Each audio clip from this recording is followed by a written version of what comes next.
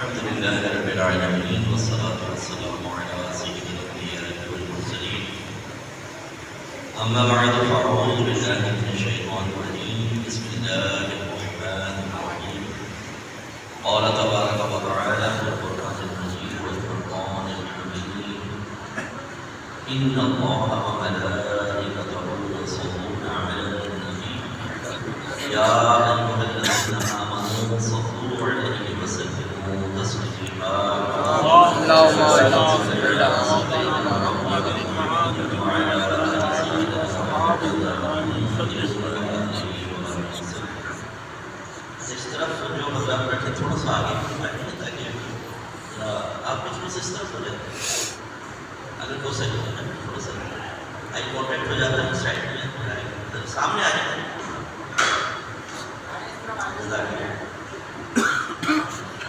اولا میں شکر گزار ہوں مسجد کی انتظامیہ کا اور حضرات کا جنہوں نے اس بیان کے انعقاد کا اہتمام فرمایا اور ثانیاً آپ سب کو شکریہ ادا کرتا ہوں کہ رات کی اس محراب کی فرمانے اور جیسے کہ حضرت نے ابتدا میں کہہ دیا ہے کہ جب کسی عالم دین کا بیان ہو کسی کا بھی ہو اس سے کوئی بھی بہت غور سے اس کو سناتے ہیں آپس میں گفتگو کرنا جیسے آپ کو ویڈیو بنا رہے ہیں صحیح نہیں ہے کنورسیشن ادھر سے لے لیتے ہیں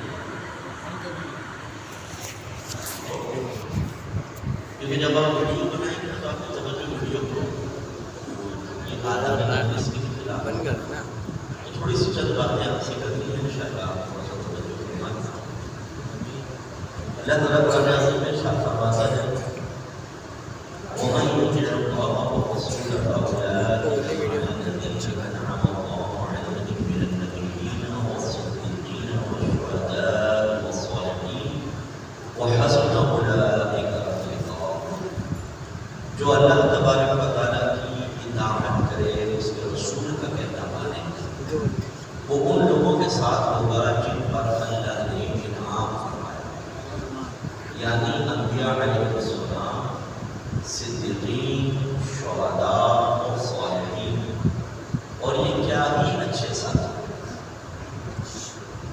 اس میں اللہ تعالیٰ نے ایک عمل کا ذکر کیا اور اس کا انعام ذکر فرمایا اور خود اس انعام کی مدد فرمایا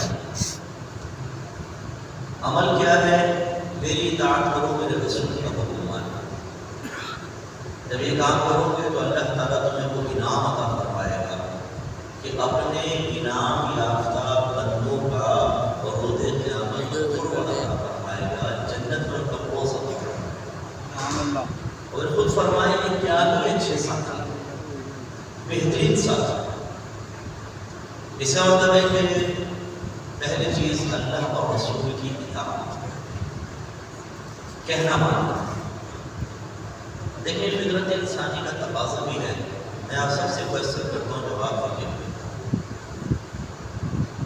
جو خاص طور پر والد ہیں ان سے جو مخاطب میں نہیں بتا سکے گا آپ کو فرما بردار اولاد چاہیے کہ نافرمان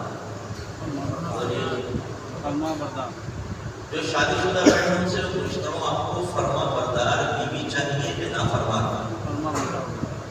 پردے میں جو بہنیں ہیں ان سے کوشچن کرتا ہوں جواب دیجیے کہ آپ کو ایک اچھا شوہر چاہیے یا آپ کا نافرمان شوہر آپ کو اچھا دوست چاہیے یا چٹر قسم کا دوست چاہیے اچھا دوست چاہیے دیکھیں ہماری چوائس دیکھیں کہ جو ہم اپنے لیے پسند کر رہے ہیں اپنے رب کے لیے اس کے رسول کے لیے وہ پسند نہیں کرتے ہم پسند کرتے ہیں کہ ہماری اولاد فرما بردار ہو لیکن اللہ تعالیٰ کا کہنا ماننے کے لیے وہ فرما بردار بندہ بننے کے لیے ہم تیار ہیں ہم چاہتے ہیں کہ ہمارا دوست مخلص ہو ہمارے ساتھ چیٹ نہ کرے فراڈ نہ کرے لیکن ہم دین اسلام کے ساتھ کس قدر رویہ اختیار کریں تو ہمیں ذرا سوچنا چاہیے کہ یہ تو فطرت انسانی کا تقاضا ہے کہ جب کوئی ہمارا ماتحت ہوتا ہے ہمارے انڈر ہوتا ہے تو ہم نہیں چاہتے کہ وہ ہمارے ساتھ چیٹ کرے یا ہماری نافرمانی کرے اسی طریقے سے میں آپ سے کوشچن کرتا ہوں کہ اگر آپ ایک نوکر رکھتے ہیں، آپ بہت سخی ہیں، آپ نے اس کو مکان بنا کر دیا، سیلری بھی بہت اچھی رکھی، اسے کنوینس بھی دی، گاڑی خرید کر دیتے، پھر آپ کو جوش چھوڑا اس کی شادی بھی کرواتا، سیلری بھی بہت اچھی ہے، سالانہ بونس بھی آپ بہت اچھا دیتے ہیں، لیکن اس کے بعد جب آپ اس کو کچھ کہتے ہیں، حکم کہتے ہیں، کوئی آرڈر دیتے ہیں، کچھ بات کہتے ہیں، تو آپ کو کہنا نہیں مانتا، وہ آپ کی اطاعت نہیں کرتا، سیلری آپ بھی دے رہا ہے، بات کسی اور کی مان رہا ہے، آپ نے اور جب اس کا غور کیا، اس کی انویسٹیگیشن کی، تو معلوم ہوا کہ وہ آپ کے دشمنوں سے میل ملاپ رکھتا ہے، آپ کے پاس کم بیٹھتا ہے، ان کے پاس زیادہ جاتا ہے۔ بتائیے ایسے نوکر کے بارے میں آپ کا کیا خیال ہے؟ اسے کیا نام دینا چاہیے؟ بولیے، وہی نہیں بولے گا جس کو خطرہ ہے نا کہ آنے تو ہمارے اوپر یہ اسی لیے مجھ کے ساتھ گھما کے لے کر آ رہے ہیں۔ تو ذرا غور کریں، میں تو احساس شعور بیدار کرنا چاہ رہا ہوں کہ جب ایک نوکر کو ہم سب کچھ پرووائڈ کریں، پھر وہ ہمارا کہنا نہ مانے بلکہ ہمارے دشمنوں کے پاس جائے، ایک لمحہ اس کو نوکری میں نہیں رکھے، اور جو گندے سے گندا لفظ اس کے لیے بول سکتے ہیں وہ ہم بولتے ہیں، لیکن اپنے بارے میں غور کریں، ہمیں ایمان کس نے دیا؟ ہمارے رب نے۔ اپنا حبیب کس نے عطا فرمایا؟ ہمارے رب نے۔ اسلام کس نے دیا؟ اللہ نے۔ قرآن کس نے دیا؟ اللہ نے۔ ہمیں آنکھیں کس نے دی؟ رب نے۔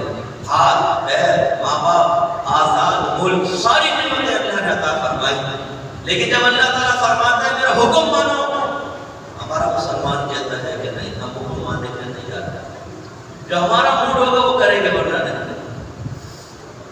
آپ ایک فیکٹری کھولی، آپ نے امپلائی رکھے، آپ انہیں کہتے ہیں تمہیں یہ کام کرنا ہوگا، یہ سیلری ملے گی، وہ کہتے ہیں سیلری پوری لیں گے، لیکن جو آپ کہتے ہیں وہ ہم نہیں کریں گے۔ فیکٹری میں داخل ہونے کے بعد جو ہماری مرضی آئے گی وہ ہم کریں گے، اور سیلری پوری ہونی چاہیے۔ کیا خیال ہے ایسے نوکر کے بارے میں؟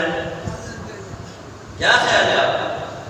کام اپنی مرضی کا کریں گے، سیلری پوری لیں گے، جو آپ کہہ رہے ہیں وہ نہیں مانیں گے، تو ایسے نوکر کے بارے میں کیا خیال ہے؟ کیا یہ نوکری میں رکھنے کے قابل ہے؟ نہیں ہے نا۔ لیکن ہم لوگ، اللہ تعالیٰ ارشاد فرمائے یا ایھا الذین آمنوا ادخلوا فی السلم کافہ، اے ایمان والو اسلام میں پورے داخل ہو جاؤ۔ وما ارسلنا من رسول الا لیطاع باذن اللہ، ہم نے ہر رسول کو صرف اس لیے بھیجا تاکہ اللہ کے حکم سے اس کا کہنا مانا جائے، لیکن ہم جواب میں کیا کہتے ہیں؟ اللہ سیلری پوری چاہیے، ہمیں جنت عطا فرما، دنیا میں نعمت عطا فرما، اچھی موت بھی ملنی چاہیے، قبر بھی ہماری جنت کے باغوں سے باغ ہو، میدان محشر میں بھی پروٹوکول ملے، جنت میں اعلیٰ مقام ملے، سیلری پوری ہوگی، لیکن کام اپنی مرضی کے مطابق کریں گے، لڑکی بازی بھی کریں گے، ماں باپ کی نافرمانی بھی کریں گے، نماز بھی قضا کریں گے، گالیاں بھی پکیں گے، فوج میں بھی دیکھیں گے، ہر گھنٹہ کام کریں گے، اپنی مرضی کا کام کریں گے، سیلری پوری ملنی چاہیے۔ واہ بھائی واہ، اپنے نوکر کو تو آپ دے نہیں۔ میں تو کہتا ہوں اگر آپ کی بیوی کہنا نہ مانے تو آپ اسے سونے کے سیٹ لا کر دیں، اسے اچھے کپڑے لا کر دیں، ایک فلیٹ خرید کے اس کا نام لکھوا دیں، گاڑی اس کے نام کی لیں، اور پھر کہتے ہیں چائے کا پلاؤ، کہ چلو اٹھو خود بناؤ میری بھی بناؤ۔ آپ کہیں کھانا کہاں ہے؟ بولے کوئی کھانا وانا نہیں بنایا، فون کرو پیزا آئے گا گھر میں، تم بھی کھاؤ مجھے بھی کھلاؤ۔ کیا خیال ہے آپ ایسی بیوی کے بارے میں؟ کیا وہ نکاح میں رہنے کے قابل ہے؟ آپ کہیں گے نہیں، ایسی بیوی کو طلاق دو، تو پھر اللہ تعالیٰ اس کے رسول اگر ہمیں چھوڑ دے تو ہم اس قابل ہیں کہ ان کی نعمتیں کھائیں؟ ہم اس قابل ہیں کہ اللہ تعالیٰ ہم پہ کرم نوازی فرمائے؟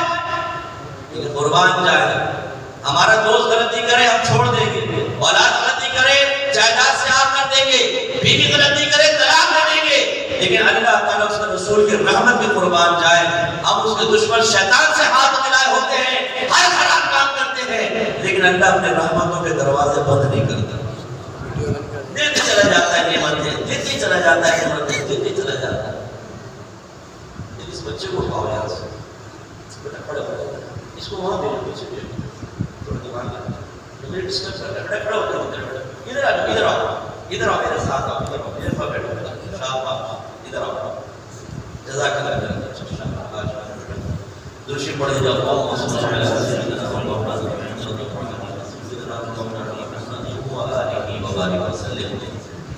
تو اللہ تعالیٰ اس کے رسول کی رحمت ہے کہ وہ ہمیں عطا فرماتے ہیں. لیکن ایک بات یاد رکھیے گا، چلے پھر ایک اور بات کرتے ہیں. ایک مالک اپنے نوکر کو سب دیتے ہیں اور نوکر نافرمانی کرے، لیکن مالک اتنا اچھا ہے وہ جب نافرمانی کرتے ہوتے ہیں چھوڑو اور چھوڑو اور آپ مالک کے بارے میں کیا کہیں گے اور نوکر کے بارے میں کیا کہیں گے؟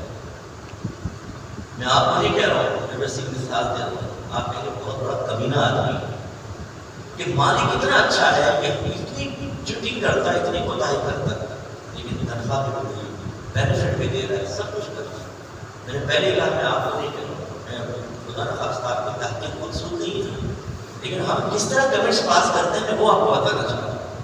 آپ سوشل میڈیا پہ چلے جائیں کہ اس کے کیسے کیسے کمنٹس دیے ہوتے ہیں، گالیوں والے، خراب قسم کے ہر طرح کے کمنٹس ہوتے ہیں. جو بات ہمیں ناگوار گزرتی ہے ہم کیسے کیسے کمنٹس کرتے ہیں. لیکن قربان جاتا ہے کہ یہاں تو ہم نے کہتے ہیں یہ فلاں ہے اور مالک کتنا اچھا آدمی ہے، اسے تو پاؤں دھو کر پینے چاہیے، لیکن اللہ تعالیٰ اس کے رسول کی اطاعت میں نہیں تیار ہے. آج ہمارا مسلمان ماں کی مانے گا، باپ کی مانے گا، اگر بیوی پچھلا کر کہے سونے کا سیٹ دلا دو، آئے آئے شوہر قربان ہو جائے گا قدموں پر. بچے ممی پاپا ڈیڈی پاپا کہہ کے کچھ مانگے، باپ کہتے ہیں ایسے پیار سے جان بھی مانگ لو تو دے دیں گے. چرسی بوالی شرابی لڑکی بازی کرنے والے دوست کہیں اگر تو چائے پلانا ہے آج اسے کھانا کھلانا ہے، آج کھانا کھلاتے ہیں. شیطان کہے فجر کی نماز میں مؤذن کہہ رہے حی علی الصلاۃ حی علی الفلاح الصلاۃ خیر من النوم، لیکن شیطان کہتا ہے خبردار اگر بستر سے اٹھا دو دل میری دوستی ختم ہو جائے گی. ہم کہتے ہیں حکم سردار جو آپ کہیں گے ویسے ہی کریں گے. آپ اندازہ کریں سب کا کہنا مانے، سب کی مرمت میں کام کریں. کتنے نوجوان ایسے بیٹھے ہوں گے جو ہزاروں گناہ صرف اپنے دوستوں کو راضی کرنے کے لیے کرتے ہیں. یہ دوست ناراض ہو جائے گا اگر میں تعاون نہیں کروں گا. حالانکہ آپ کے رب نے فرمایا تعاونوا علی البر والتقوی ولا تعاونوا علی الاثم والعدوان، نیکی اور بھلائی کے کاموں میں ایک دوسرے کے ساتھ تعاون کرو، گناہ اور زیادتی کے کام میں تعاون نہ کرو. ہمارا تو دوست کہتا ہے کہ لنک بتا کو گندی فوش ویب سائٹ پہ یہ تو دیکھ، یہاں سے فلمیں ڈاؤن لوڈ کر، یہ تو آئیڈیا لے. اس طرح فیس بک پہ لڑکی پھنستی ہے، پاگل کو بھی دیکھ نہیں کر سکتا، تیرے بھائی نے تو 100 لڑکیاں پیچھے لگائی ہوئی ہیں. آئیڈیا دیتے ہیں اپنے دوستوں کو اور ایسے سامنے والا دوست ہمیں گناہوں کی طرف مائل کر رہا ہوتا ہے، برابر میں کر لیتے ہیں. یار سب کی اہمیت ہماری نگاہوں میں اللہ اس کا رسول کی بھی ہے کہ نہیں؟ جب اللہ تعالیٰ اس کے رسول کا حکم ہمارے سامنے پیش کیا جاتا ہے، جو میں نے آج مسلمانوں کی حالت دیکھی ہے، اللہ مجھے بھی نیک بنا. میں یہ نہیں کہ میں اپنے آپ کو بہت نیک سمجھ رہا ہوں، آپ کو گناہگار، اپنے آپ کو بہت اونچا سمجھ رہا ہوں، آپ کو نیچے نہیں. ہم جب بیان کرتے ہیں ہر عالم کی شان یہی ہے کہ وہ ایک آئینہ سامنے رکھ کر اپنے آپ کو اس میں دیکھے. اللہ تعالیٰ اگر میں غلط ہوں اللہ تعالیٰ مجھے بھی ہدایت عطا فرمائے. لیکن میں یہ ذہن میں مت آئیے گا کہ مفتی صاحب شاید ہمیں حقیر سمجھ رہے ہیں، خود اپنے آپ کو بڑا سمجھ رہے ہیں کہ گناہگار. ایسی بات نہیں ہے.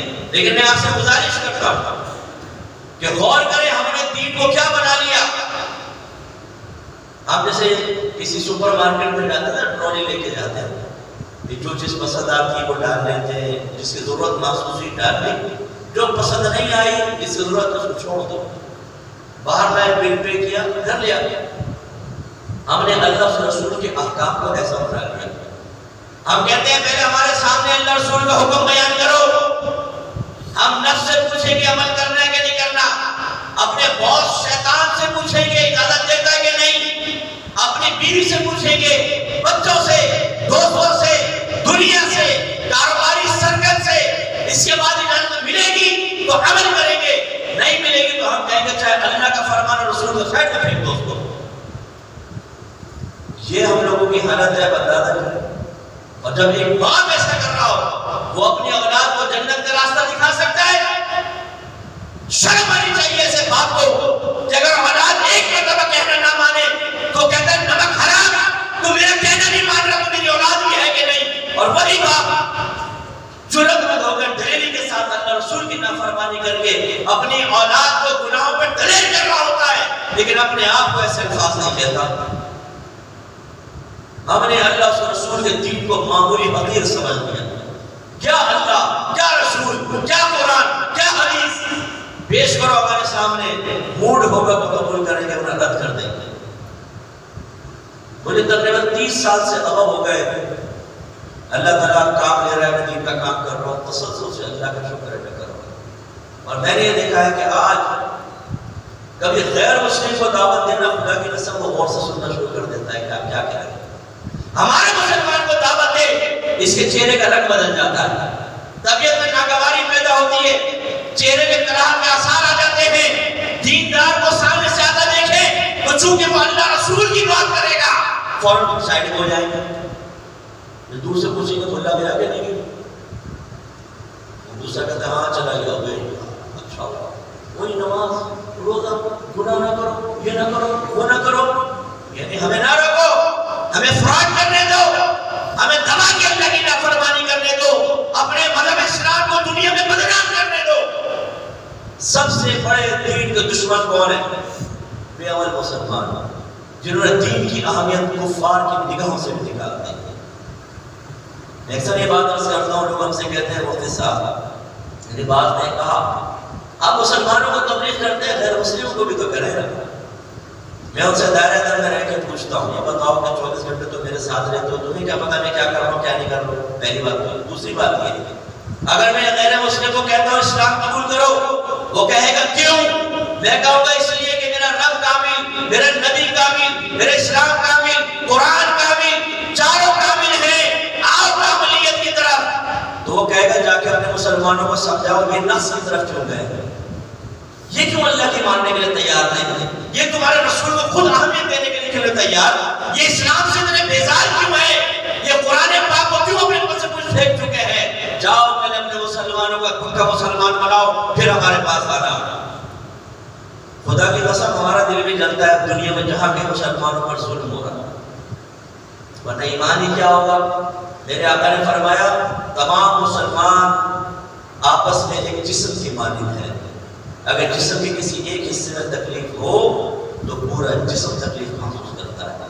ایک روایت میں سوتا نہیں ہے پوری رات میں، ایک حصے میں تکلیف ہو رہی ہے، ہمیں دکھ ہوتا ہے. لیکن میں آپ سے کہتا ہوں کہ آپ کو پتہ ہے کہ اس کا سبب کیا ہے؟ چاہے عرب کنٹریز لے لیں، چاہے ایشیائی کنٹریز لے لیں، سب سے بڑی بیماری یہ ہے کہ ہم نے دین کو بوجھ سمجھنا شروع کر دیا. جس اللہ کے نبی نے پتھر کھائے، لوگوں نے کہا یہ پاگل ہے، مجنون ہے، جادوگر ہے، ساحر ہے.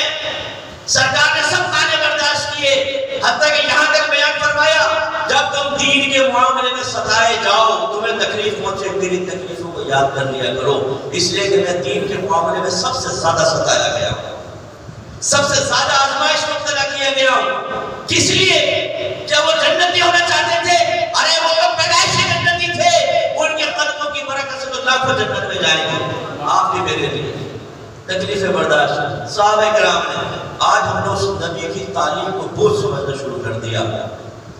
آپ دیکھیں ذرا، میں نام نہیں لیتا ہوں، اس میں ہماری آل جاتی ہے، ہماری ذلت العزتی کا پہلو ہے.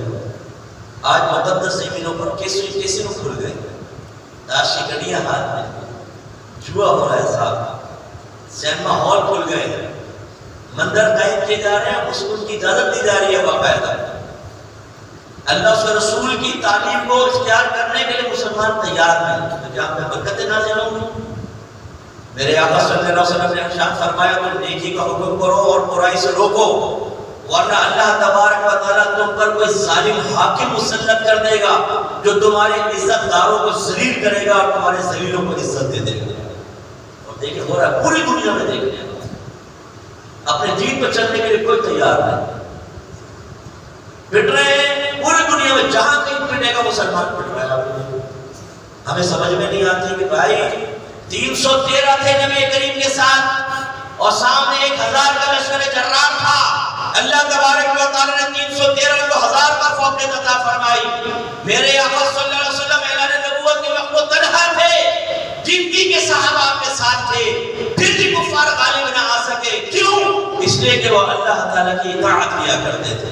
تو تائید غیبی کے ساتھ تھی. جب ہم نے دین کو بہت سمجھا، ہم نے اپنے گھر کے دروازوں کو دین کے لیے بند کر دیا، ہماری بیوی اللہ کی نافرمانی بیوی اللہ کی فرما برداری کرے تو ہم کہیں تو اللہ نہیں بن گئی. شوہر داڑھی رکھے تو بیوی کہے طلاق دے دو, تم نے داڑھی کیوں رکھی تو اللہ کی بیوی نہیں کہلاؤ گی. گھر میں قرآن کھولے تو تشویش, گھر میں نمازیں پڑھی جائے تو تشویش. آئٹم سانگ ہو, ابا جان بیٹھ کر جوان بیٹے بہو کے ساتھ بیٹھ کر ڈانس دیکھ رہے ہیں, صاحب پٹک رہے ہیں ابا جان. حج کرتے ہیں, حاجی صاحب کے ہاتھ میں تسبیح ہے, ہونٹ میں ذکر الہی جاری ہے, اور وہاں پہ آئٹم سانگ دیکھ رہے ہیں. ایسی قوم پہ اللہ کی رحمت نازل ہوگی اور شرم نہیں آتی ہمیں. دعا مانگتے کہتے پتہ نہیں اللہ دعا کیوں نہیں قبول کر رہا ہماری. کبھی اور سے بھی بولا جملہ کہتے ہیں پتہ نہیں ہم سے کون سی غلطی ہوگی.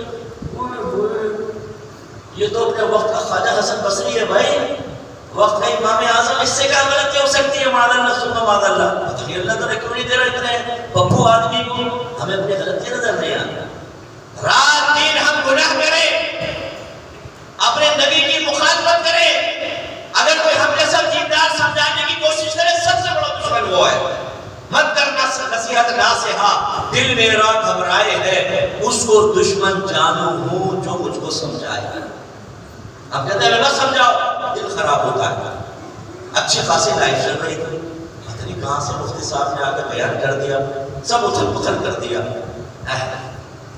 یہ جو ہمیں وقتی طور پہ سکون نظر آ رہا ہے نا کہ ڈولے شولے بن گئے ہیں, نوکری اچھی ہے, بیوی بھی مل گئی, بچے بھی پیدا ہو گئے, کھانا پکا ہوا مل رہا ہے, استری شدہ کپڑے مل رہے ہیں, یہ لائف بڑی پرسکون گزر رہی ہے. یہ پرسکون لائف ان قریب بہت بڑی مصیبت میں مبتلا ہونے والی ہے. جو اللہ کے رسول کی نافرمانی کرے تو دنیا میں تو اللہ کافر کو بھی دیتا ہے, لیکن ہماری وجہ سے آخرت کا قانون نہیں بدلے گا. وہاں سخت عذاب اور سخت سزائیں جو منتظر ہیں. تو ہم نے اللہ تعالیٰ رسول کے دین کو انتہائی معمولی سمجھ کے پس کچھ بھیج دیا.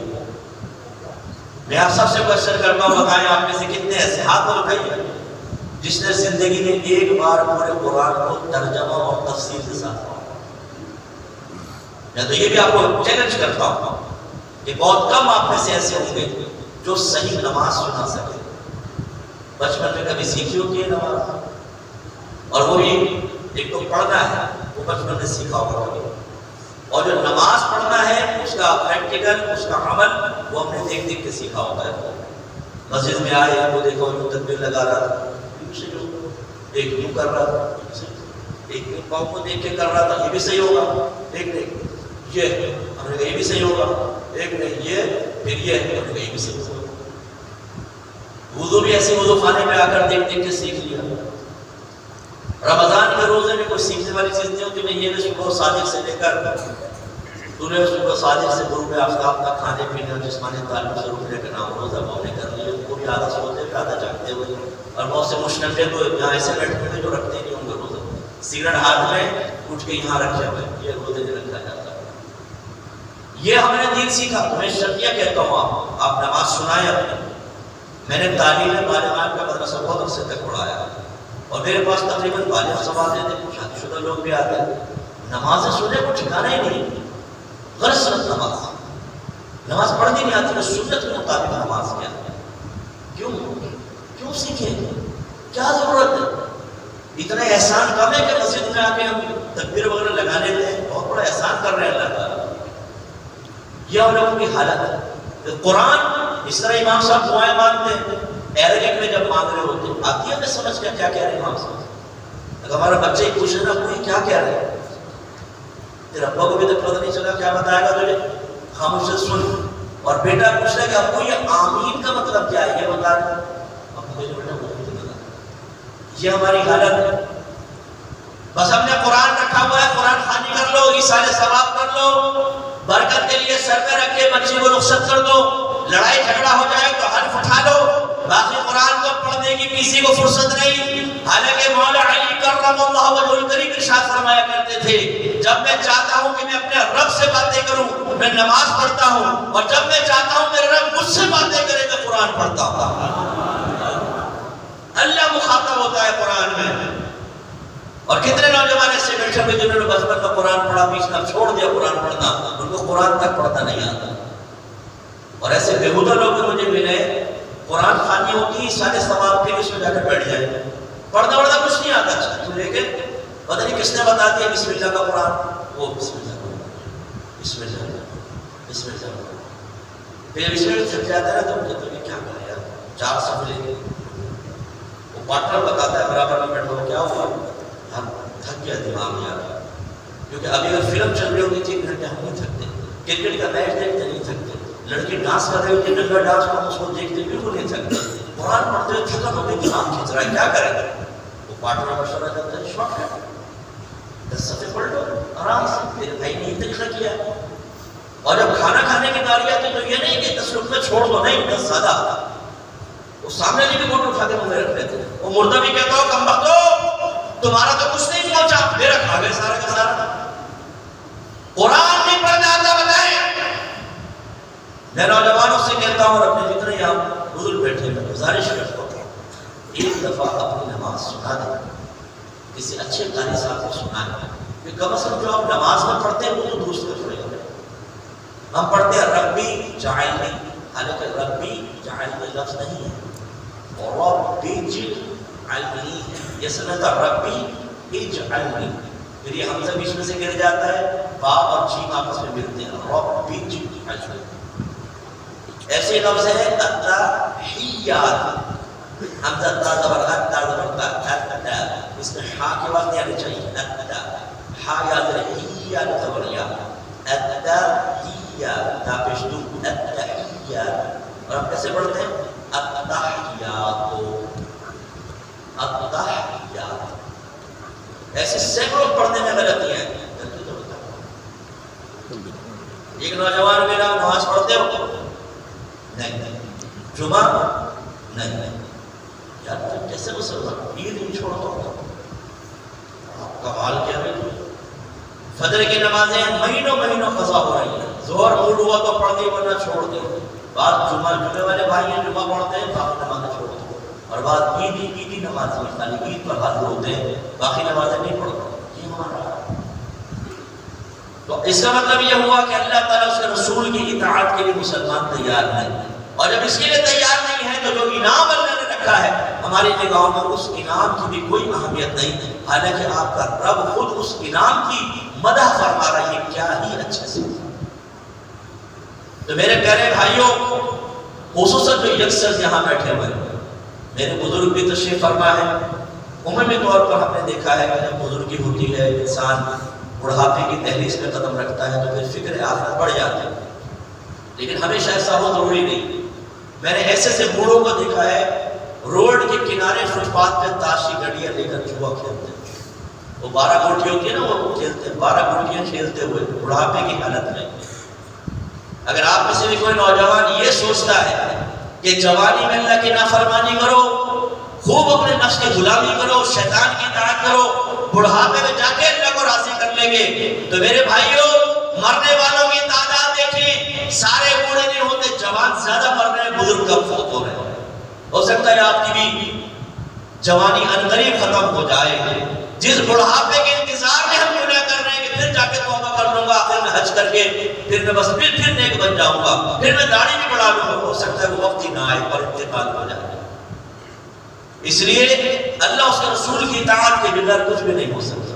میرے آقا صلی اللہ علیہ وسلم نے ارشاد فرمایا، غور سے سنیے گا، کل امتی یدخلون الجنہ الا من ابا، سرکار نے فرمایا میری پوری امت، ہر امتی جنت میں جائے گا سوائے اس کے جس نے انکار کیا۔ صحابہ نے پوچھا یا رسول اللہ من یابا، کون انکار کرے گا؟ نبی کریم نے ارشاد فرمایا کہ من اطاعنی فقد دخل الجنہ، جس نے میری اطاعت کی وہ جنت میں داخل ہوگا، ومن عصانی، اور جس نے میری نافرمانی کی فرمایا فهو ابا، فمن ابا، بس یہ وہ ہے جس نے میرا انکار کیا۔ انکار 2 طرح کا ہوتا ہے، یاد رکھیں، ایک ہوتا ہے ہم نبی کو نبی نہیں مانتے، یہ کفار نے کیا اور منافقین زمان نبوی نے کیا، جنہیں منافقین اعتقادیہ کہتے ہیں کہ وہ زبان سے کلمہ پڑھتے تھے دل سے نبی کو نبی نہیں مانتے، یہ تو کافر ہوتے ہیں جہنم میں جائیں۔ ایک ہوتا ہے کہ ہم زبان سے نبوت کے اقرار کرتے ہیں کہ ہمارے نبی ہیں، لیکن عمل سے انکار کرتے ہیں، یعنی کوئی ہمارے زبانی اقرار کو دیکھے تو کہے مسلمان ہیں، اور ہمارے اعمال کو دیکھے تو کہے اس میں مسلمانی والی کوئی بات ہی نہیں ہے۔ نہ یہ نماز پڑھتا ہے، نہ روزہ رکھتا ہے، نہ گناہ سے بچتا ہے، نہ علم دین سیکھتا ہے، اپنے نبی کے فرمان کو سنتے اس کے چہرے کا رنگ بگڑ جاتا ہے، دل میں ناگواری محسوس کرتا ہے، لگتا نہیں ہے مسلمان ہے۔ ان کے بارے میں سرکار فرما رہی ہے عملی انکار کرنے والے وہ ہیں جنہوں نے میرا انکار کیا ہے اور وہ جنت میں داخل نہیں ہوئے۔ یہ میں نہیں کہہ رہا ہوں، آپ کے نبی فرما رہے ہیں۔ کس کو شہری میں نام؟ اچھا یہ بھی ایک اہل سنت کا بڑا مرض پیدا ہوگا۔ اس کی میں مثال آپ کو دیتا ہوں۔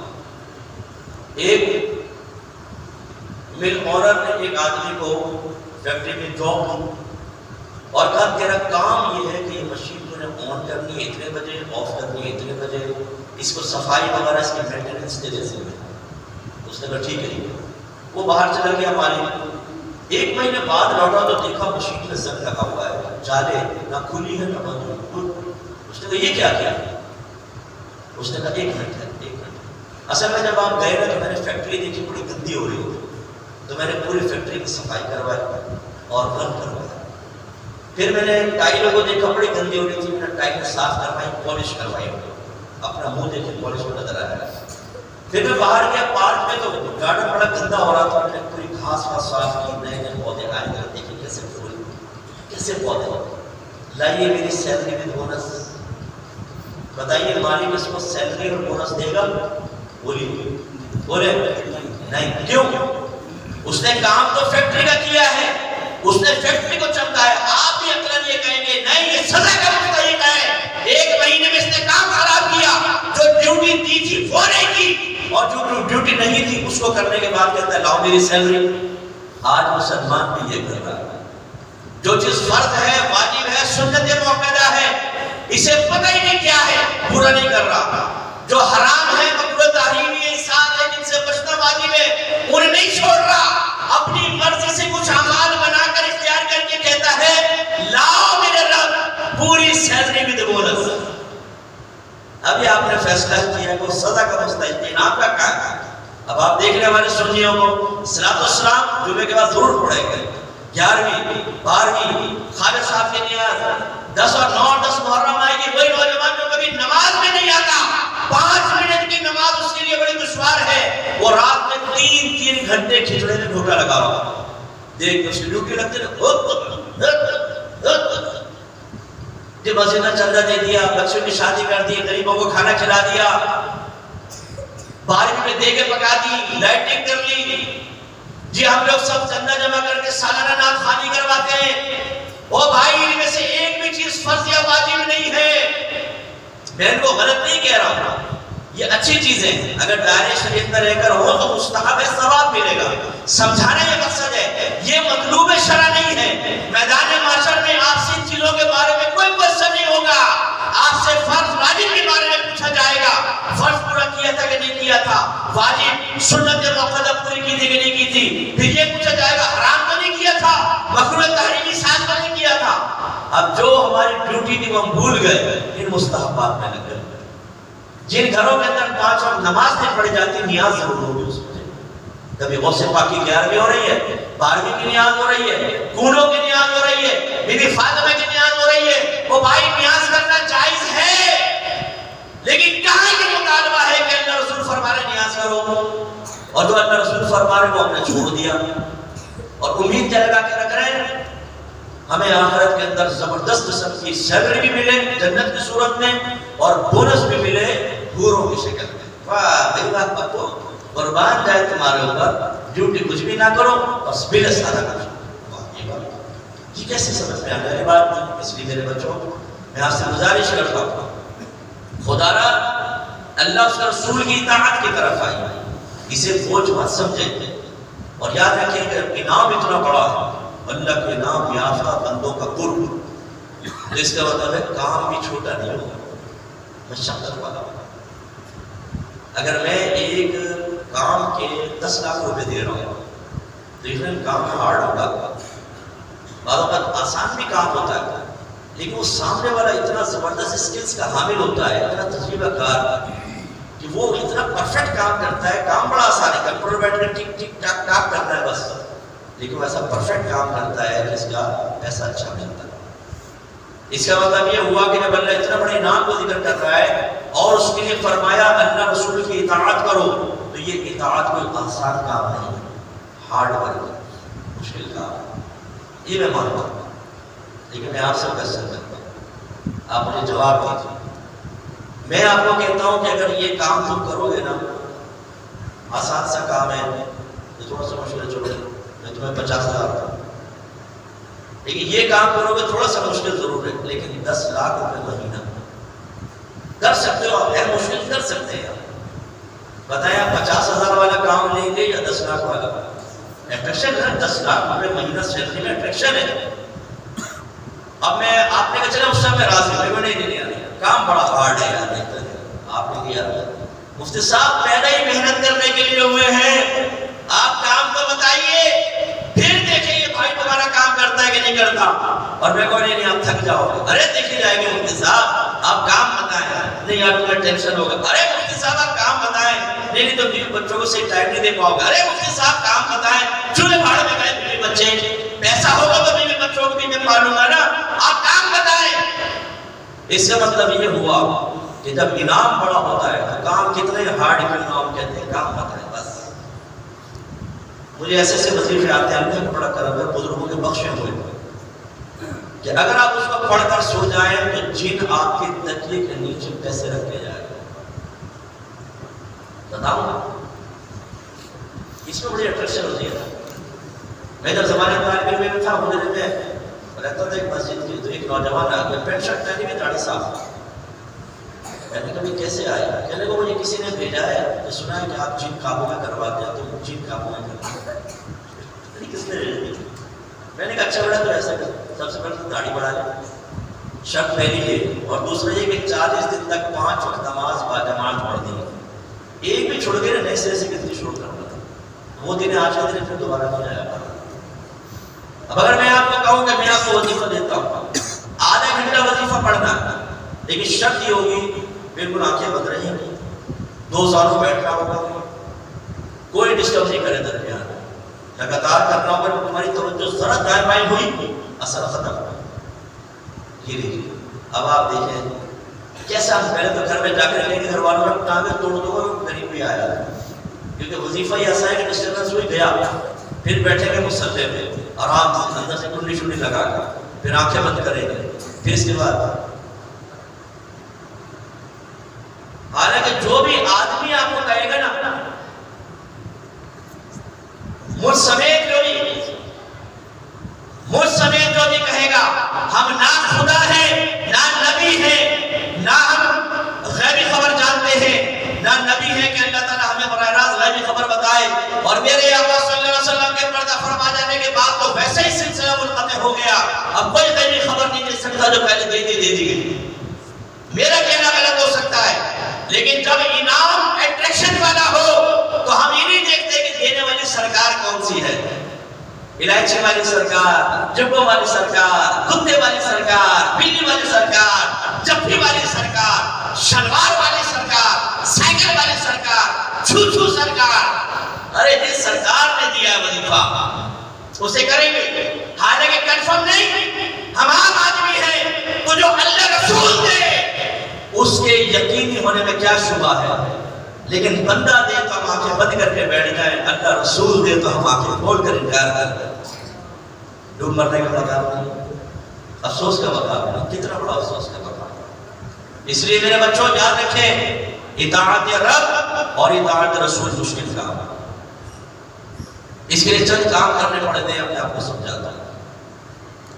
نمبر 1، اس کے لیے آسانی کے لیے آپ کو رول ماڈل تلاش کرنے ہوں، کیونکہ جب ہم کسی کو عملی نمونہ دیکھتے ہیں تو پھر ہمارا اندر ہمت پیدا ہوتا ہے۔ اس کے لیے اولاً تو میں آپ کو کہتا ہوں، میرے نبی تو نبی تھے، سب سے پہلے صحابہ کرام کو ذرا اپنے ذہن میں لے کر، میرے آقا صلی اللہ علیہ وسلم نے اعلان نبوت فرمایا، اعلان نبوت کے بعد جو اسلام کی دعوت تھی، تو یہ اسلام کی دعوت ایک اللہ کی طرف بلانے کی طرف تھی۔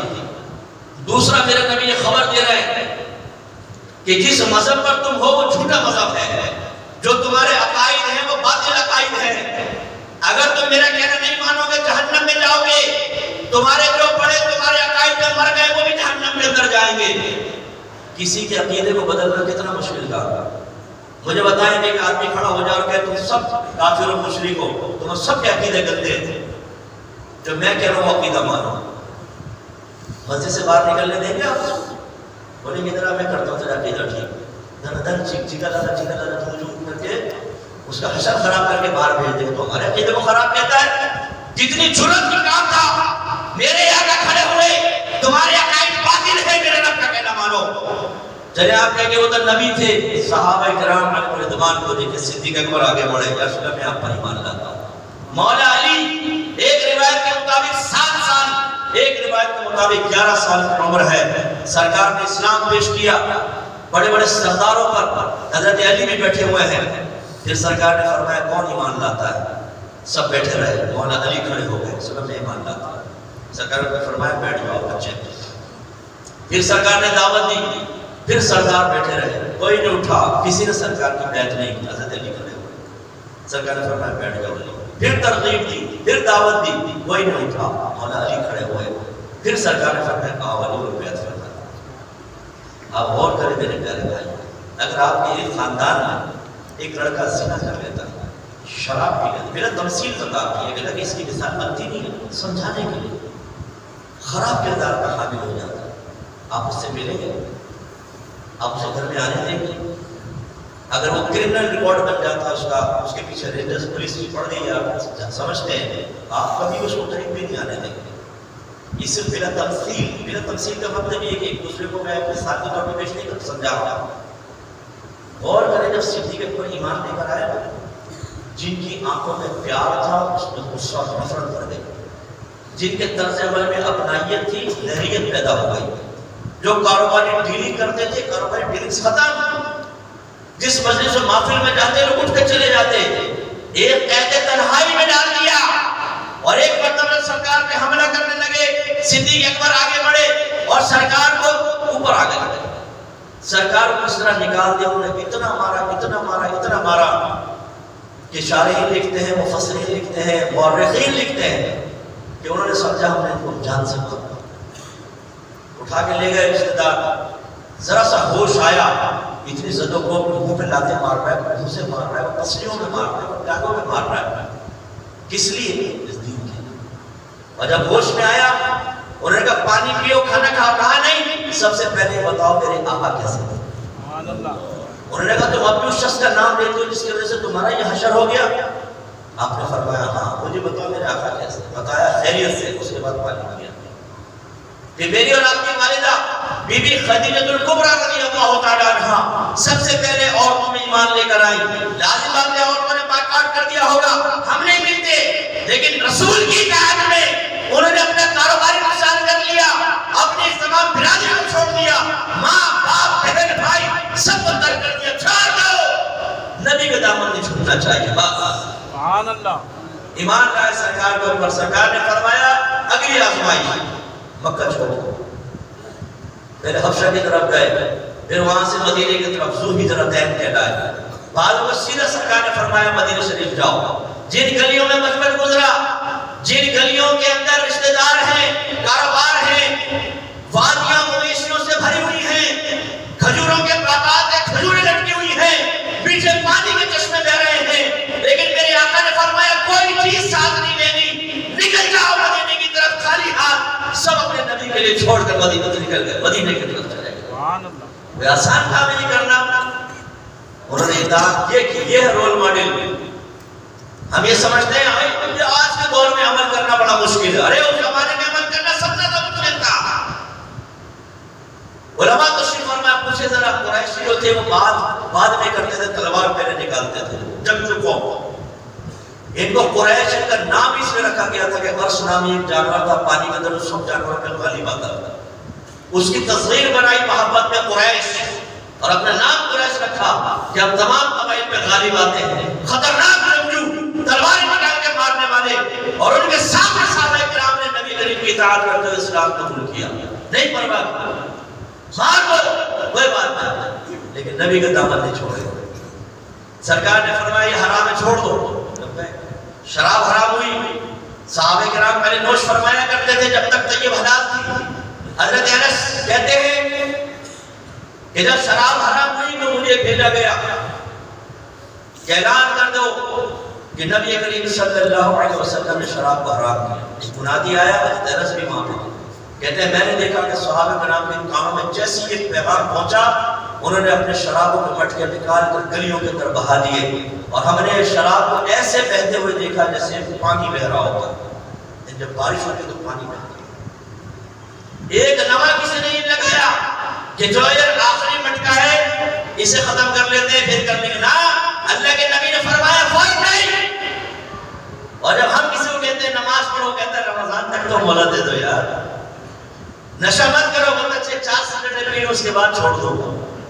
لڑکی بازی مت کرو وہ کہتا ہے یہ عشق میں اگر ناکام ہو گئے نا 16 لڑکیاں پھنسائی تھی سب نکل گئی ہاتھ سے.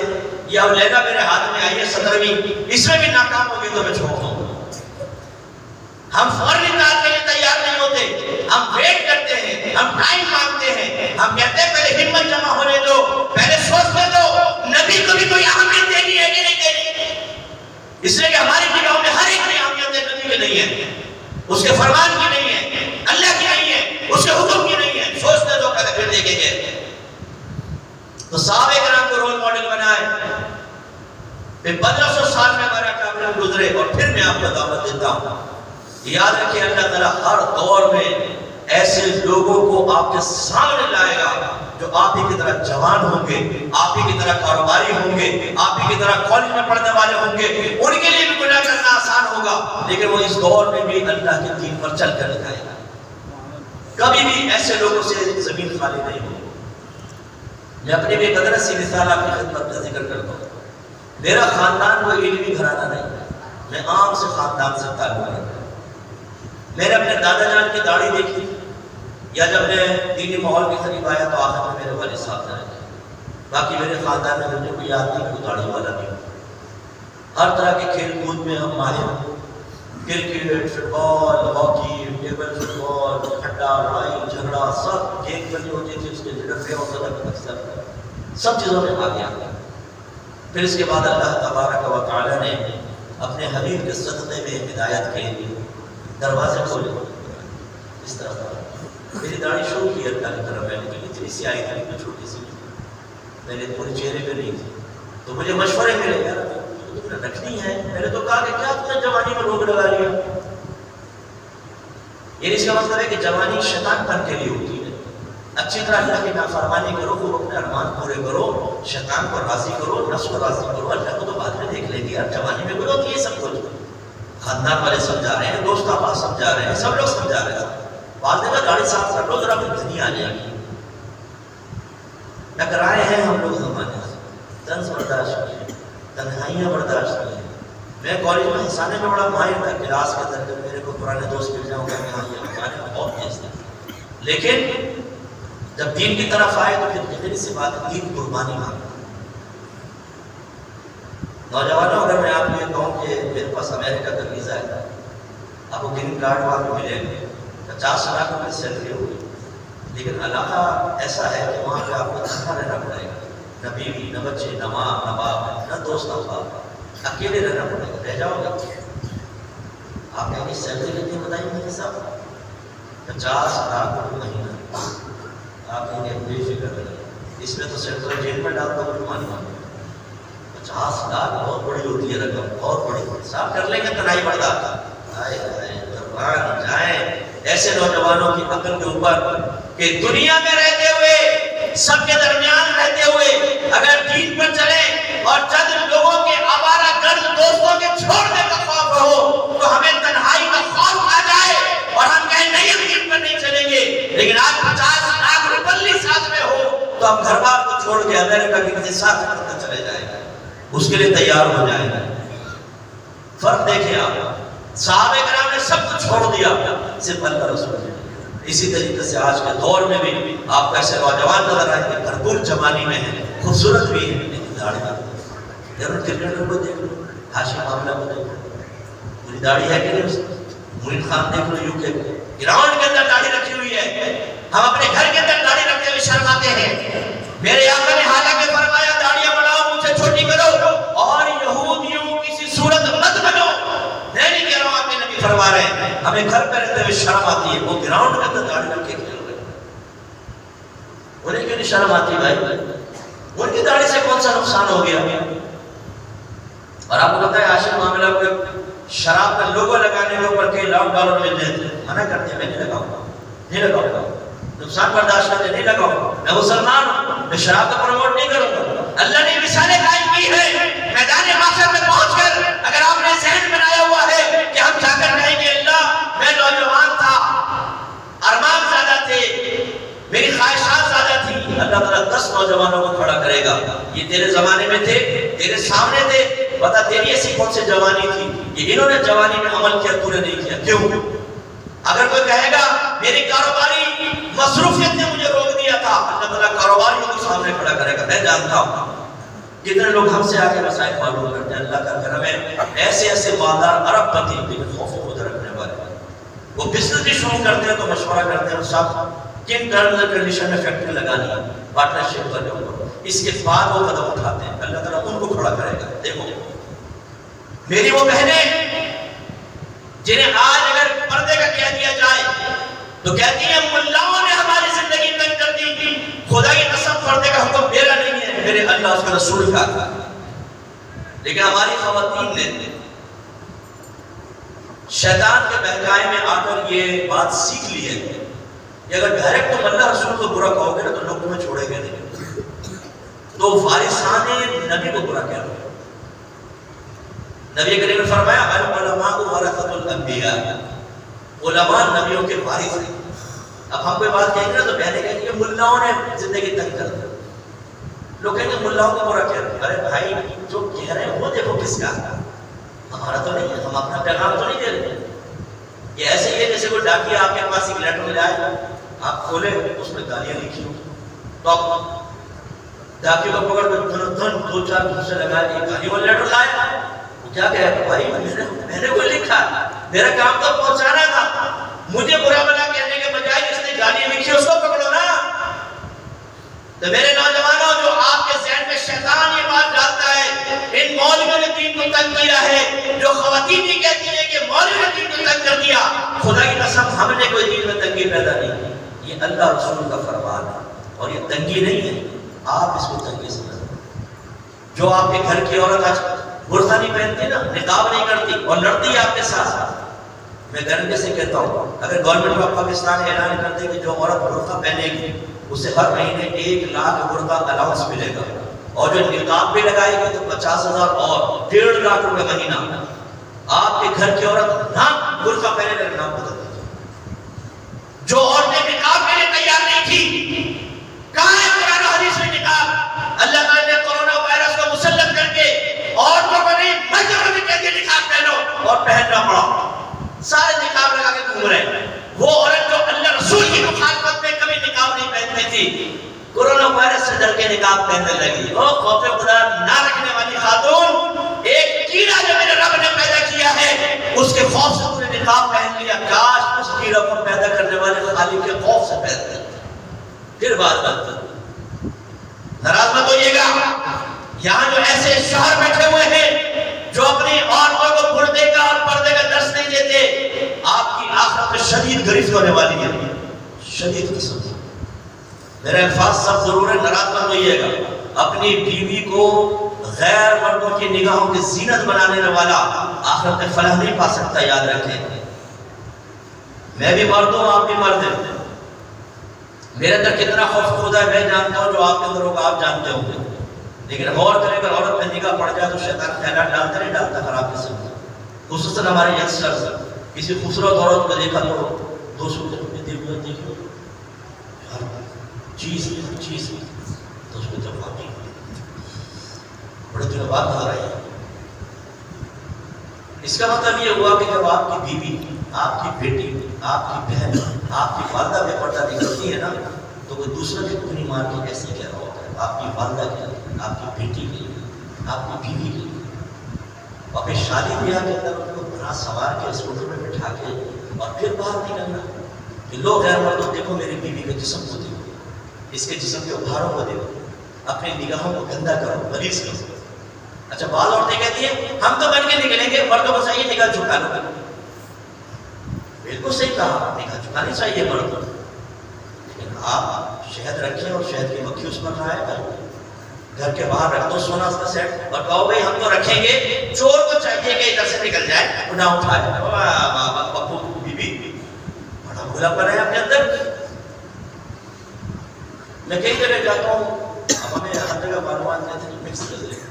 ایک جگہ گیا مکس کیا، یہاں مرد بیٹھے ہوئے یہاں عورت۔ میں نے کہا بھائی یا تو عورتوں کو ہٹا دو یہاں سے، پھر میں اسٹیج پہ جاتا ہوں کیونکہ میں باہر نکلتا ہوں، وہ عورتوں کو اندر بیٹھ کے پھر ان کو سمجھایا سر کہ خدا را ذرا غور کرو، آپ اپنے بچوں کے لیے کون سی مثال قائم کر رہے ہیں؟ جب آپ اپنی بیوی کو غیر مردوں کے سامنے لا رہے ہیں، کل آپ کی بیٹی کسی لڑکے سے دوستی کرے گی، کیسے منع کریں گے آپ اپنی بیٹی کو؟ نوجوانوں خاص طور پہ یاد رکھیں، کسی کی بہن بیٹی کو آپ ورگلا کے چاہے اپنی بیوی بنانے کا ارادہ رکھتے ہو لیکن غلط حرکتیں کریں گے، کل آپ کی بیٹی جب کسی موالے کے ساتھ نظر آئے گی کس منہ سے اس کو منع کریں گے؟ وہ کہے گی آپ لوگوں نے تو حرکتیں کی تھی جوانی کے اندر، میں بھی یہ کروں گا۔ بڑے ہوتے ہیں رول ماڈل، یا تو بڑا اپنے گھر والوں کو نیکی کے راستے میں لگاتا ہے یا جہنم کے راستے پر لگاتا ہے۔ تو یہ اپنی گھر کی عورتوں کو سمجھائیں اپنی آخرت برباد مت کرو۔ تو صحابہ کرام کو رول ماڈل بنائے، پھر موجودہ دور کے لوگوں کو رول ماڈل بنائے تاکہ ہمت پیدا ہو۔ دوسری چیز علم دین، علم دین کے بغیر آپ کچھ بھی نہیں کر سکتے، کیونکہ ہمیں دین پر چلنا ہے اور دین پر چلنے کے لیے اس کا علم چاہیے۔ علم کے بغیر کچھ بھی نہیں ہو سکتا۔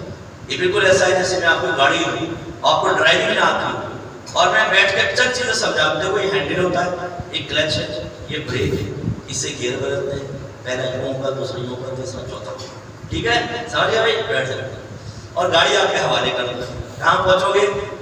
سیدھا جنت، سیدھا جنت، اور جن جن کو مارو گے وہ بھی جنت میں جائیں گے۔ کبھی آپ ہمت ہی نہیں کر سکتے۔ میں نے جب نئی نئی سائیکل چلانا سیکھے تو 10 دفعہ کھمبے میں ماری، مجھے اچھی طرح یاد ہو پیڈل سے پاؤں پھسلتا ہے نا، سامنے کی ہڈی گیلی ہو جاتی ہے، اور اسکوٹر چلائی تو بریک ہو جائے ریس جا کے یہ حال ہوتا ہے۔ میں آپ سے دائرے میں رہ کے پوچھتا ہوں، بتائیں آپ نے دین کتنا سیکھا ہے؟ کتنا دین سیکھا؟ ہمارے یہاں دین کیا ہے؟ 6 کلمے، ایمان مفصل، ایمان مجمل، سنت کے مطابق دعائیں، نماز کا طریقہ سکھا دو، ناظرہ قرآن پڑھا دو، اور ذرا آگے بڑھ جاؤ تو حفظ کروا دو، بس دین مکمل ہو۔ باقی لوگ سیکھنے کے لیے تیار ہی نہیں۔ بھائی اگر کوئی کسی انجینئر کے گھر میں پیدا ہوگا تو بچہ پیدائشی انجینئر نہیں ہوتا، اسے پڑھنی پڑتی ہے انجینئرنگ۔ ڈاکٹر کے گھر میں پیدا ہونے والا بچہ ڈاکٹر نہیں ہوتا، اسے میڈیکل لائن میں جانا ہوگا۔ آئی ٹی کے شعبے میں ماہر شخص کے ہاں بچہ پیدا ہو تو آئی ٹی کا ماہر نہیں ہوگا، اسے سب سیکھنا پڑے گا۔ لیکن دین اتنا مظلوم ہے کہ جو مسلمان گھرانے میں پیدا ہو اسے سب آتا ہے، ہم سیکھتے نہیں ہیں دین اپنا۔ جب سیکھیں گے نہیں تو ہمیں پتہ ہی نہیں ہوگا کہ حلال کیا ہے، حرام کیا ہے، جائز ہے ناجائز ہے۔ مثلاً عقیدہ، میں اختلافی مسائل کو نہیں بولتا ہوں، میں عقائد اسلام کی بات کرتا ہوں۔ آپ سے کتنے ایسے بیٹھے ہیں جنہوں نے باقاعدہ عقائد اسلام دلائل کے ساتھ کسی عالم سے سیکھا یا کوئی ایسی کتاب پڑھی جس میں یہ عقائد دلائل کے ساتھ اچھے انداز سے لکھے ہوئے؟ تو پھر عقیدہ کیسے ٹھیک ہو جائے جب آپ نے پڑھا ہی نہیں ہے؟ نہیں، عقیدہ ٹھیک ہے مفتی صاحب بات۔ پھر ہم دائرہ میں رہ کے چیلنج کرتے ہیں، بالکل دائرہ میں رہ کے یہ اجتماع ختم ہونا آپ میرے پاس آئیے گا جو اس بات کا دعویٰ دار ہے کہ میں تمام عقائد اسلام جانتا ہوں، عقائد اہل سنت، معمولات اہل سنت، نظریات اہل سنت، ضروریات اہل سنت کا علم میرے پاس ہے، آؤ بیٹھو، ہم دائرہ میں رہ کے آپ کے 10 کویسچن کرتے ہیں، جواب دیں۔ میں بتاتا ہوں نہیں دے سکتے آپ۔ اگر غیر مسلم کہنا کہ اپنے اللہ کا انٹروڈکشن پیش کرو، who is God، اور زیادہ لمبا نہ کرنا، 2-3 جملوں میں بتاؤ، تو ہمارا نوجوان سوچنے لگے گا کہ اللہ کا تعارف کیسے پیش کرنا۔ کوئی کہے گا یہ ہمارا رب وہ ہے جو خالق ہے، مالک ہے، رازق ہے، وہ ساری کائنات اس نے پیدا کیا، اس کا نظام چلا رہا ہے۔ یہ ذات کا تعارف نہیں ہوتا، یہ تو ذکر صفات ہے۔ یہ بالکل ایسے جیسے میں کہوں میرا ایک بہت ہی اچھا دوست ہے، آپ کے مسئلہ اس کا نام کیا ہے؟ یہ تو بتا دیں، لیکن یہ ہے کہ وہ 6 فٹ قد کا ہے، اور کچھ بتائیں سانولا رنگ ہے، اور بتائیں بڑی بڑی آنکھیں، اور بتائیں پیشاوی چپل پہنتا ہے۔ سمجھ گئے آپ؟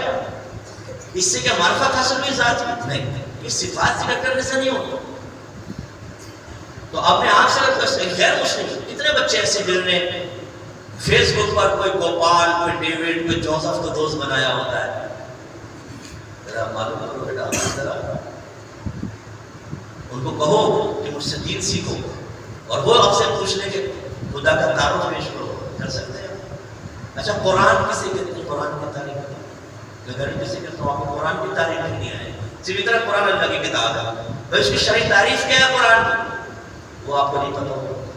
نبی کی تعریف کیا ہے اور رسول کسے کہتے ہیں؟ نبی اور رسول میں فرق کیا ہوگا؟ یہ بیسک سے جو ہمیں آنی چاہیے. تقدیر کے بارے میں آپ نے سنا کہ تقدیر کس کو کہتے ہیں؟ تقدیر کی کتنی اقسام ہیں؟ کون سی ایسی تقدیر ہے کہ اگر نبی بھی اس کے خلاف دعا کرنے لگے تو اللہ تبارک و تعالیٰ ان کو دعا سے روک دیتا ہے؟ کسی بھی دعا نہ کرے فیصلہ ازلی ہو چکا ہے. ہمارے پاس معلومات جن کے بارے میں، فرشتے کے بارے میں ایسے کر کے پوچھو وٹ از اسلام. یہ جو روس کی ریاست آزادی مجھے اس کا سچا واقعہ کسی نے بتایا، بچہ اسکول میں پڑھتا تھا. اسی کرسچن دوست نے پوچھا کہ وٹ از اسلام، اسلام کیا ہے بتاؤ. وہ سوچ میں پڑھیے کریں میں آپ کو کل بتاؤں گا. وہ گھر پر آیا، اس نے ماں سے پوچھا امی اسلام کیا ہے؟ ماں نے کہا بیٹا مجھے تو نہیں پتا، ہم مسلمان ہیں لیکن مجھے نہیں پتا. وہ لڑکا اتنا بدزن ہوا، اس نے کرسچن مذہب اختیار کیا. غلط کیا اس نے. کرسچن سے بھی پوچھا تھا کرسچن کیا ہے، اس سے تو جب کوشچن کرتا ہے یہ تو ہمت کوئی ہے. بعد ہمارے یہ سب نوجوان ہوتا ہے نا، مفتی صاحب میں چاہتا ہوں یہ غیر مسلم لڑکی اس کو کلمہ پڑھا کے مسلمان کر لو، پھر اس سے شادی کر لو. آئے پپو، مسلمان لڑکیاں مر گئی ساری میں ساری، یہ تو غیر مسلم پہ عاشق ہو گیا. دیکھنے لگ گیا تو ایک خاتون نے کہا اس سمجھ بیٹے کو سمجھائے یہ غیر مسلم لڑکی سے شادی کرنا چاہتا ہے، مسلمان کر کے کس سے کرنا چاہتے ہیں؟ جاپانی لڑکی سے کرنا چاہتا ہے. سوچ رہا ہوگا گول بٹول سے بچوں نے وہ کرے گا تو مزہ آئے گا. ذرا سے گول بٹول سے کرے دیکھ کے پھر اس کو میں نے سمجھایا کہ بیٹا اچھی بھی بن سکتی ہے نا، اچھی ماں. ان کا کلچر رہتا ہے، تمہارا کلچر رہتا ہے. وہ تمہاری ماں کی منہ تو مچا ماری کہ بڑھیا نے شور مچا کے میرا دماغ خراب کر دیا، تو کیسے اس کو برداشت کر دیا. پھر اس کو سمجھ میں آیا، وہ اس خیال سے باز آیا، ماشاء اللہ پھر دوسری لڑکی سے شادی کی. تو میرے بچوں ذرا غور کریں. ہمارے یہاں کیا ہوتا ہے کہ کرسچن لڑکی کو مسلمان کر رہا ہے. سوال پیدا ہوتا ہے مسلمان کیوں کر رہا ہے بیٹا؟ یہ بتاؤ. تو خود تو کامل مسلمان بننے کے لیے تیار نہیں، خالی اس کو مسلمان کر رہا ہے. پھر اگر کلمہ پڑھا بھی دیا آپ نے، میں آپ سے یہ پوچھتا ہوں نہیں چلو نہ کریں، اچھی بات ہے، ہونا چاہیے مسلمان، لیکن میں سمجھا رہا ہوں خود تو اچھے مسلمان بنے گا. پھر اگر اس لڑکی کو آپ نے کلمہ پڑھا دیا تو کیا کلمہ پڑھتے ہی اس کے دماغ میں جتنے باطل نظریات، عقائد، اعتقادات تھے وہ سب نکل جائیں گے؟ جب تک آپ رد نہیں کریں گے، دلائل نہیں دیں گے، ان کی خرابی بیان نہیں کریں، کیسے نکلے؟ اب آپ نے کچھ بھی نہیں کیا، کلمہ پڑھایا مسلمان کر لیا، مسلمان تو ہو گئی، ہم مانیں گے مسلمان، کلمہ پڑھا مسلمان ہو گئے. لیکن اس کے بعد جو باطل عقائد ہیں اگر ان میں سے کسی نظریے میں قائم ہوگی دوبارہ اسلام سے باہر ہو جائے گی، مرتدہ ہو جائے گی. پھر کیا اس کا ننیال مر جائے گا؟ اب جب آپ کے بچے پیدا ہوں گے آپ کے بچوں کی کیسے تربیت کریں گے؟ اگر اس نے اپنے تھاٹس اس کے ذہن میں ڈال دی، جب بچے ننیال جائیں گے وہاں غیر مسلم سب عبادات کرتے ہوئے دیکھیں گے دادی نانی کو اور اپنے خالاؤں کو، کیا ہوگا؟ ماموں کو. اور کتنے نوجوان ایسے جو کہتے ہیں مفتی صاحب میرے 2 بچے پیدا ہوئے، اس کے بعد لڑکی ناراض ہو کے چلی گئی، اس نے وہ کنورٹ ہو گئی دوبارہ اور بچوں کو اس نے غیر مسلم بنا دیا. اب میں کیا کروں؟ تو بیٹا صبر کر اور میدان معاشرے میں اس کا جواب دینے کے لیے تیار ہو. چھوڑے گا نہیں، اللہ تعالیٰ تم سے پوچھے گا کہ تم نے یہ کیا کیوں تھا. اگر آپ کو کوئی لڑکی پسند آئے نوجوانوں اور غیر مسلم اور آپ اس کے بےتابی ہو چکے ہیں تو آپ کی کنڈیشن رکھیں. سب سے پہلے کلمہ پڑھ کے مسلمان ہو اور پھر 1 سال تک تم ہمارا دین سیکھو. دین سیکھنے کے بعد 1 سال کے بعد پھر میں تم سے شادی کروں. اگر لڑکی تیار ہو جاتا ہے تو پھر آپ چاہیں تو مجھ سے رابطہ کر لیجیے گا، میں آپ کو ٹیچر پرووائڈ کر دوں گا جو اس کو انگلش میں سمجھا دے گا. پورا 1 سال تک دین سیکھنے دے، پھر انشاءاللہ تمام خرافات ذہن سے نکلے گی، وہ ایک اچھی بیوی، اچھی مسلمان، اچھی ماں بن سکے گی. لیکن ساتھ ساتھ وہ 7 بار تک لگی رہے اور تم آپ کو بھی تو دین سیکھنا ہے نا، یہ بھی تو ضروری ہے. تو یہ عقائد قائد کہ جو یہاں سنی حضرات بیٹھے ہوئے کہ ہم کون ہیں ٹی ٹی، مفتی صاحب کون ہیں پی پی. ٹی ٹی مانے ٹرانٹل، اور پی پی مانے پل پلے، وہ ہم جیسے کو بولتے ہیں پل پلے سوچ، ابے بھائی آگے آپ سامنے آ رہے ہیں پل پلے پر میں نکالتا ہوں ادھر آؤ، اتنا ڈرو تو خالی لنگر کھا کھا کے اور خالی برتن ٹن ٹن ٹن نہیں کرتا ہے، گھنٹہ ٹن ٹن ٹن ٹن کرتا ہے. تمہیں اپنے عقائد معلوم ہے؟ اپنے دین اسلام کی دینی عقائد کی مسلک کی مذہب کی کوئی بات معلوم ہے؟ صلاۃ و سلام کیوں پڑھتے ہیں وضو کے اندر کھڑے ہو کر اجتماعی طور پہ جمعے کی نماز کے بعد؟ دلیل دے اس کے اوپر. نیاز کیوں کرتے ہیں؟ بیسک کانسیپٹ کیا ہے؟ سامنے تھوڑا سا کھانا کیوں رکھا جاتا ہے؟ اب حنفی ہیں امام اعظم کی تقلید کیوں کرتے ہیں؟ تقلید کسے کہتے ہیں؟ تقلید شخصی واجب ہے کیوں؟ اور تقلید شخصی ہوتی کیا ہے؟ تقلید عرفی کیا ہے؟ تقلید شرعی کیا ہے؟ ہماری جانے والا. اور اگر میں آپ لوگوں کو آپ ماتریدی بھی ہیں تو بہت سارے تو سمجھیں گے شاید گالی دیجیے، پہلے تو سمجھیں گے ماتریدی سے اچانک گالی کا سا تصور آئے گا، پھر آپ کہیں گے نہیں بھائی گالی نہیں ہے، ممبر بیٹھے ہوئے گالی دیں گے. آپ ماتریدی بھی ہیں تو آپ لوگ ماتریدی پہلی دفعہ سنا. امی سے جا کے پوچھیں امی ماتریدی کسے کہتے ہیں؟ والد سے پوچھیں گے کہیں گے بیٹا مجھے بھی نہیں پتا. یہ حال ہے آپ لوگوں کا، ذرا اندازہ کریں. حالانکہ عقائد میں جتنے دلائل ہیں اس میں ہم امام ماتریدی رضی اللہ تعالیٰ کو فالو کرتے ہیں، ابو منصور ماتریدی رضی اللہ تعالیٰ، لیکن معلومات ہوں تو صحیح. اسی طریقے سے قرآن پڑھا ہی نہیں ہے بالکل، اسلام کے بارے میں کچھ معلوم نہیں. علم سیکھیے، یہ میں آپ کو عرض کر رہا ہوں کہ معلومات حاصل کریں عقائد کی. پھر احکام شرعیہ عملیہ، احکام شرعیہ عملیہ یعنی ایسے احکام جن کا تعلق عمل کے ساتھ، اس میں عبادات آتی ہیں، نماز، روزہ، حج، زکوٰۃ، قربانی. اسی کے اس کے علاوہ آپ عقیقہ وغیرہ کرتے ہیں اور صدقہ فطر وغیرہ دیتے ہیں، سب کے مسائل. اور پھر جب نماز کی بات کرتے ہیں تو اس میں دوسری شرط طہارت. طہارت میں پھر غسل، وضو، کپڑے پاک کرنا، نجاستوں کی پہچان، تیمم، یہ تمام کے احکام ہم نے پڑھا ہے.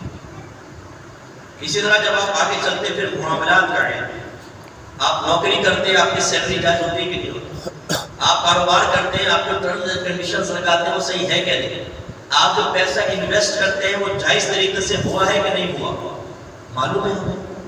میں آپ کو بتاؤں، آپ کے گھر کی عورتیں جا کر جو بازار میں بعض اوقات سودا کر رہی ہوتی ہیں، دکاندار بھی گناہ گار ہوتا ہے اور آپ کے گھر والے بھی گناہ گار ہوتا ہے. اکثر کوئی فاصلہ ہوتا ہے، اپنے پاس سے ٹرم اینڈ کنڈیشن لگا لیتے ہیں، بھائی میں نہیں لوں گی، یہ شرط ہے میری. دکاندار بھی کہتا ہے یار مدد ماری کر رہی ہے، طوفان کو کون سنبھالے، کہتا ہے جاؤ ٹھیک ہے. غلط شرط قبول کرتے ہیں، وہ بھی گناہ گار، یہ بھی گناہ گار. بیع فاصل ہوتی ہے، اس کو ختم کرنا واجب ہے. لیکن پتہ ہی نہیں ہمارے گھر والوں. ایسے نکاح کے معاملات میں جتنے ینگسٹر بیٹھے ہوئے سب خواب دیکھ رہے ہیں کہ خوبصورت سی لڑکی ہے جو میرے خوابوں میں آتی ہے، خوابوں کی پری ہے، لمبے لمبے بال یہاں تک، بڑی بڑی آنکھیں، گھوڑا رنگ یوں لگاؤ تو میلی ہو جائے، چلے تو ہرنے والی چال ہو.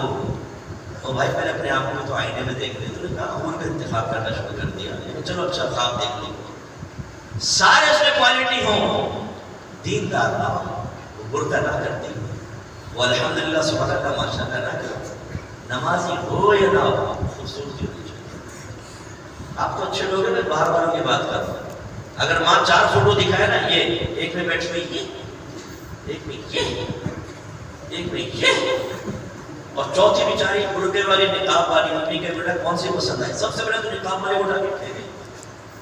ان 3 کو لاؤ، یہ ہیں میرے رول ماڈل، میری خاتون شہزادیاں. اور وہ جس دن شہزادی گھر میں داخل ہوگی نا، شہزادی نہ رہے گی، وہ ملکہ بنے گی. آپ کی ماں کو بھی انگلیوں پہ نچائے گی اور آپ کو بھی نچائے گی. میرے آقا صلی اللہ علیہ وسلم فرماتے ہیں جس نے کسی عورت کے مال اور دولت کے وجہ سے اس سے نکاح کیا وہ ذلیل و خوار ہوگا. ایک روایت میں فرمایا عورت سے 4 وجوہات کی بنا پر نکاح کیا جاتا ہے. ایک اس کا خاندان، مال و دولت، حسن و جمال، اور چوتھا نیک سیرتی، نیک بچی، پاک بات. فرمایا تم نیک سیرت لڑکی کو اختیار کرو. آپ کے نبی یہ تعلیم دی. لیکن ہمارے نوجوان اپنی ماں کو کہتے ہیں امی خبردار، جو خالے کی بیٹی کو ہاں کہیں تھی، جب دیکھو یہ دوپٹہ لپیٹی ہوتی ہے، جب دیکھو نماز پڑھ رہی ہوتی ہے، جب دیکھو سبحان اللہ بولتا بیٹی زندگی حرام کر دے گی، تو یہ نہ کرو، وہ نہ کرو، یہ نہ دیکھو، وہ نہ دیکھو. نا بابا نا، امی نہیں، کوئی اور لے کر آؤ جو میرے ساتھ ہر گندگی میں تعاون کرے، میرے ساتھ بد سمر کے نکلے، میرے دوست کہیں یار تیری بیوی کیا ہے، بھابھی کتنی خوبصورت ہے۔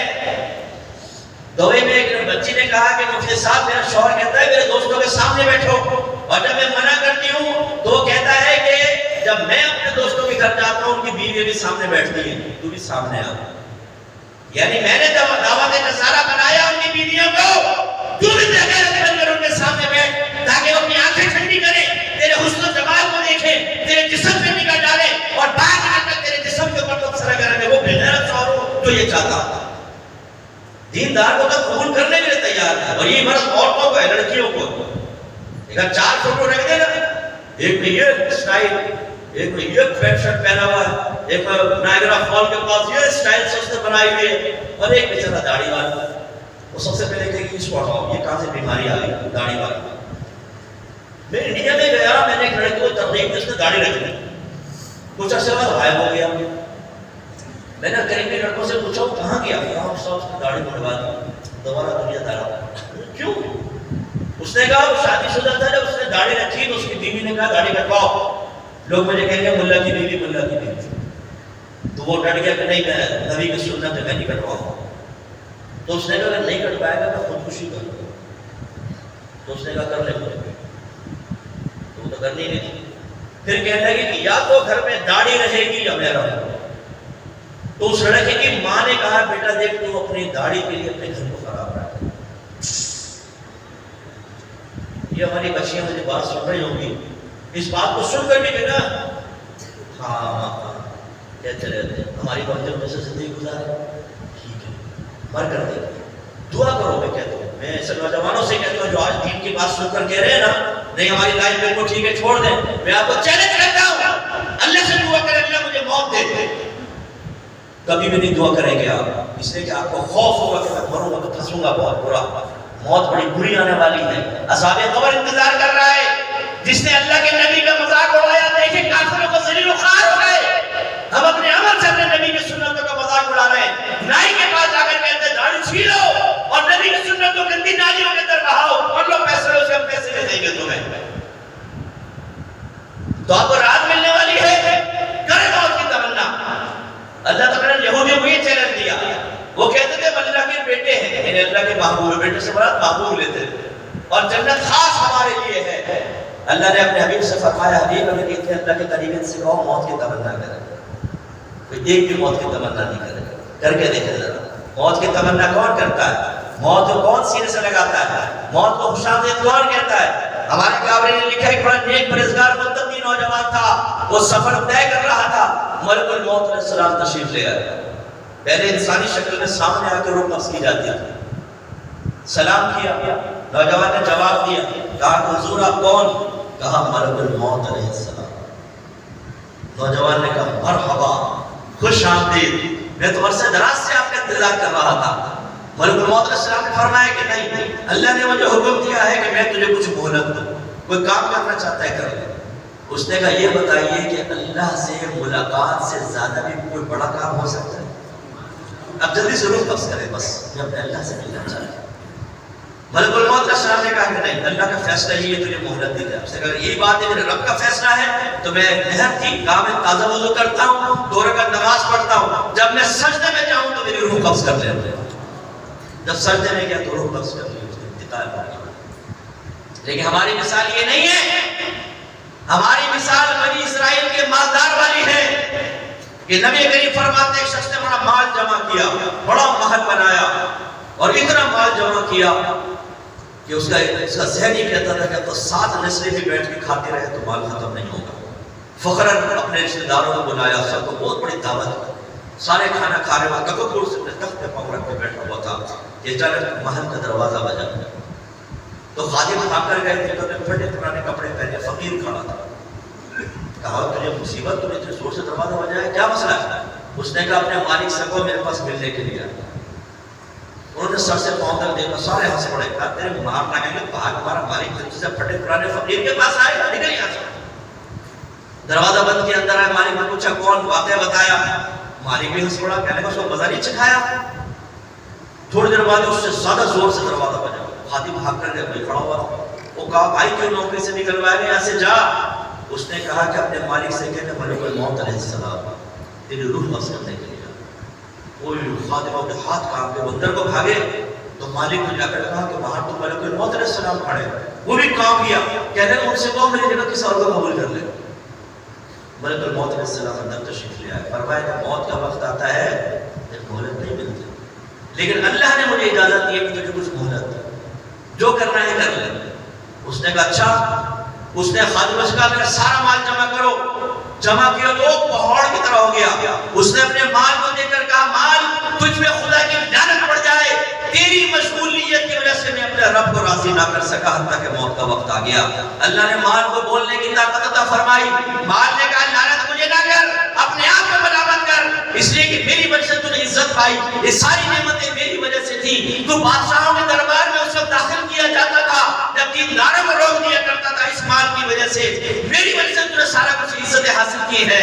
اگر تو مجھے صحیح جگہ خرچ کرتا، صحیح طریقے سے حاصل کرتا، میں تیرے کام آتا۔ میں نے تجھے غافل نہیں کیا، تو نے خود اپنا آخرت کا نقصان کیا ہے۔ اس کے بعد ملک الموت علیہ السلام نے فوراً اس کو روح قبض کر لی اور اپنے مال کو دیکھ کر اس ڈھیر کو دیکھتے ہوئے حسرت کے ساتھ دنیا سے رخصت ہو گیا۔ میرے بھائیو، قریب ملک الموت علیہ السلام آپ کے پاس بھی آئیں گے، آپ کی بیوی کے سامنے سے، بچوں کے سامنے سے، دوستوں کے سامنے سے اٹھا کر لے کر جائیں گے۔ آپ کو بھی مہلت نہیں ملے گی، آپ گڑ گڑائیں گے مجھے 5 منٹ کی مہلت دے دو، لیکن مہلت نہیں ملے گی۔ سیٹ کی کو فکر تھی کہ 10 کیجئے، موت آپ پہنچی کے صاحب جان واپس کیجئے، ڈھل جائے گی یہ جوانی جس میں تجھ کو ناز ہے، چاہے جتنا تو بجا لے 4 دن کا ساز ہے۔ ان قریب موت آ رہی ہے، نوجوانوں اللہ تعالیٰ رسول کے دین کو بہت سمجھنے والوں، ان قریب لوگ تمہیں قدم اٹھا کے ایک بندے کی کوٹڑی میں ڈال کر آ جائیں گے اور کوئی پوچھنے والا بھی نہیں ہوگا۔ آپ کے نبی نے جھٹوڑ کر آپ کو سمجھایا ہے۔ ایک روایت میں سرکار نے فرمایا میں تمہیں کمر سے پکڑ کے جہنم سے ہٹاتا ہوں، لیکن تم ہو کے آگے بڑھتے چلے جاتے ہو۔ میرے آقا صلی اللہ علیہ وسلم نے ہمیں بار بار سمجھایا، فرمایا بس اس میں بیان کو ختم کر رہا ہوں، فرمایا ہر شخص کے 3 دوست ہوتے ہیں۔ ایک وہ کہ جیسے انسان مرتا ہے اس کی دوستی ختم ہو جاتی ہے، دوسرا وہ کہ جو قبر تک ساتھ جاتا ہے اس کے بعد دوستی ختم ہوتا ہے، اور تیسرا وہ جو قبر میرے ساتھ رہتا ہے حشر میرے ساتھ رہے گا۔ پھر وضاحت فرمائی، پہلا دوست اس کا مال ہے، آپ کے کپڑے، آپ کے سپورٹس کا سامان، آپ کی گاڑی، آپ کا اسکوٹر، آپ کی سیریز اور بہت ساری چیزیں، آپ کے لیپ ٹاپ، فلاں موبائل، آپ کے چشمے، آپ کی سب چیزیں، لیکن جیسی موت آئی سرکار فرماتے ہیں اس کی دوستی۔ دوسرے دوست رشتہ دار اور دوست احباب، فرمایا جب قبر میں لٹایا جاتا ہے تو ان کی دوستی ختم، قبرستان سے ساتھ جاتے ہیں پھر دوستی ختم۔ اور غور سے سنیں، سرکار نے فرمایا تیسرا دوست اس کا اچھا یا برا عمل ہوتا ہے، یہ قبر میں بھی ساتھ رہے گا اور حشر میں بھی ساتھ رہے گا۔ اب آپ دیکھ لیں جن کی دوستی عارضی ہے، مال بھی ختم، دوست احباب ختم، قبر میں بھی ختم، ان سے کتنی دوستی پکی کر رکھی ہے، اور جس کے ساتھ لمبی دوستی چلے قبر میں ساتھ رہے گا، پتہ نہیں کتنے 1000 برس رہنا پڑے، اس کے ساتھ ہمارا ہاتھ دیکھ رہے ہیں، رات دن گناہ کر رہے ہیں اور سن کر سمجھنے کے لیے تیار نہیں۔ ماں سمجھائے تو سر پہ چڑھ کے سینے پہ چڑھ کے بات کرتے ہیں، والد سمجھائے تو چہرے پہ ناگواری کے آثار آ جاتے ہیں اور انہیں سمجھانے کی کوشش کرتے ہیں کہ آپ بوڑھے ہو گئے ہیں، ہمیں مت سمجھاؤ، انہیں تمہاری عزت اتار کے ہاتھ میں رکھتے ہیں کہ ہمیں مت سمجھاؤ، ہمیں ہماری جوانی میں جو چاہے کرنے دو۔ نوجوانوں یاد رکھو، ملک الموت علیہ السلام آ گئے تو پھر ایک لمحہ مہلت نہیں ملے گی، کوئی دوست نہیں بچا سکتا، کوئی طاقت نہیں بچا سکتی، آپ کو اٹھا کے قبر میں رکھ دیا جائے گا۔ آج اپنے دوستوں کے پاس جائیے گا تو ساتھ رہے تو باہر نکل کے پوچھے گا جنازے کا طریقہ بتا، پھر اس سے پوچھے گا جنازے کی دعا سنا ذرا۔ مجھے یقین ہے کہ بہت سارے کہیں نے جنازے کی دعا کی ہے نا، نماز جنازہ پڑھ دیا، پھر تم پڑھتے کیسے ہو؟ نیت تو یوں کرتے ہیں کہ جو امام کی نیت وہ میری نیت، چلے ہر کی شرعی نیت ہی نہیں۔ پھر اس کے بعد دائیں دیکھتے ہیں کیا کر رہا ہے، بائیں دیکھتے ہیں کیا کر رہا ہے، جیسا کر رہا ہے ویسا کر لیتے ہیں، اور پڑھنا چونکہ آتا نہیں خاموش، تو آپ کو اس وقت انتہائی حسرت ہوگی کہ جس کے لیے آپ نے جلسے کی، لڑکی بازی کی، آپ سوشل میڈیا پہ گئے گندی گندی حرکتیں کی، نمازیں قضا کی، ماں باپ کی آنکھوں میں آنکھیں ڈال کے بدتمیزیاں کی، وہ خاموش کھڑا ہوگا، جنازہ بھی نہیں پڑھ رہا ہوگا، اجدہ کی جنازہ پڑھ رہا ہوگا۔ اور یہی میں ہے جو یہاں فادرز بیٹھے ہوئے، میں آپ سے گزارش کرتا ہوں کہ بیٹے سے جا کے یہی کوشچن کیجیے، بیٹا تجھے جنازے کی نماز آتی ہے؟ ذرا سنا مجھے، طریقہ بتا کیسے پڑھے ہوئے، اور دعا بھی آپ سنیے۔ ایسے ایسے میرے باپ دیکھے ہیں کہ بیٹے جنازہ بھی نہیں پڑھ رہے، سائڈ میں کھڑے ہوئے لوگ پڑھ رہے ہیں، اور جب بیٹوں سے کہا کہ کیوں نہیں پڑھ رہے، کہتے کپڑے ناپاک۔ اور اگر وہ کھڑے بھی ہو گئے، ایسی اولاد جس کو دعا تک یاد نہیں، غیر دعا کرنا ہوگا، لیکن جس اولاد کے لیے آپ نے حرام کمایا، جس اولاد کے لیے اللہ کو ناراض کیا، جس اولاد کے لیے رسول کے عشق کے دامن کو چھوڑ دیا، وہ آپ کے لیے دعا بھی نہیں کر رہا ہوگا، حسرت بالا یا حسرت ہوگی۔ اور اگر آپ نے اولاد کو اچھے راستے پہ لگایا ہوگا، میرے آقا فرماتے ہیں، بخاری کی روایت ہے، ایک شخص کا مرنے کے بعد درجہ بلند ہوا، اس نے اللہ سے عرض کیا، میں تو مر چکا ہوں، میرا درجہ کیوں بلند ہوا؟ اللہ تعالیٰ نے جواب دیا، تیری نیک اولاد نے ابھی تیرے لیے دعا کی ہے، یہ اس کا نتیجہ ہے۔ ایک بزرگ فرماتے ہیں، میں قبرستان گیا، مجھ پہ آنے تو غرور کی طاری ہوا، قبر پھٹی، مردے باہر نکلے اور کچھ زمین پر چلنے لگے تھے۔ ایک بوڑھا شخص بھی نکلا اور آرام سے سائڈ میں جا کر بیٹھ گیا۔ میں نے بوڑھے شخص سے کہا، یہ آپ لوگ کون ہیں؟ کہا کہ ہم مردے ہیں۔ میں نے کہا یہ لوگ کیا کر رہے ہیں؟ اس نے کہا جو عام لوگ اس سارے ثواب کر دیتے ہیں نا، یہ تمام مردوں یہ سمجھ رہے ہیں اس کی برکات ہے، اس کو اٹھا رہے ہیں، سمیٹ رہے ہیں۔ میں نے کہا آپ کیوں نہیں سمیٹ رہے؟ انہوں نے کہا مجھے اس کی ضرورت نہیں ہے، الحمدللہ میرا ایک حافظ قرآن بیٹا ہے، ٹھیک ہے، فلاں بازار میں حلوہ بیچتا ہے، روزانہ ایک قرآن پڑھ کے مجھے بخشتا ہے۔ بزرگ کی آنکھ کھل گئی، انہوں نے کہا چلو دیکھتا ہوں میرا خواب سچا ہے کہ نہیں۔ وہ گئے بازار میں، ایک نوجوان حلوہ بیچ رہا تھا، ہونٹ ہل رہے تھے۔ پوچھا کہ بیٹا آپ کیا پڑھ رہے ہیں؟ کہا قرآن پاک۔ کیوں پڑھ رہے ہیں؟ وہ کہنے لگا میں حافظ قرآن ہوں، روزانہ ایک قرآن پڑھ کے اپنے والد کو بخشتا ہوں۔ کچھ دن بعد پھر گئے، سوئے، اللہ نے پھر آنکھیں کھول دی، مردے نکلے، وہ بوڑھا بھی نکلا، اس دفعہ بوڑھا بھی چڑھنے لگا۔ تو آپ نے چاہا کہ میں پوچھوں، اس سے پہلے کہ پوچھتا آنکھ کھول گئی۔ تو آپ اگلے دن بازار گئے، دیکھا وہ نوجوان وہاں موجود نہیں تھا۔ لوگوں سے پوچھے نوجوان کہاں گئے؟ انہوں نے بتایا کل ہی اس کا انتقال ہوا۔ میرے بھائیوں ذرا غور کریں، آپ جس نے اپنی اولاد کی صحیح تربیت نہیں کی، بیٹا فجر میں سو رہا ہے اور باپ کو کوئی پرواہ نہیں ہے، وہ گناہ کر رہا ہے، باپ کی تیزی میں بل نہ آئے۔ حالانکہ آپ کے نبی نے فرمایا تمہارا بچہ 7 برس کا ہو جائے تو اس کو نماز کا حکم دو، اور 10 برس کا ہو جائے تو مار کے نماز پڑھاؤ۔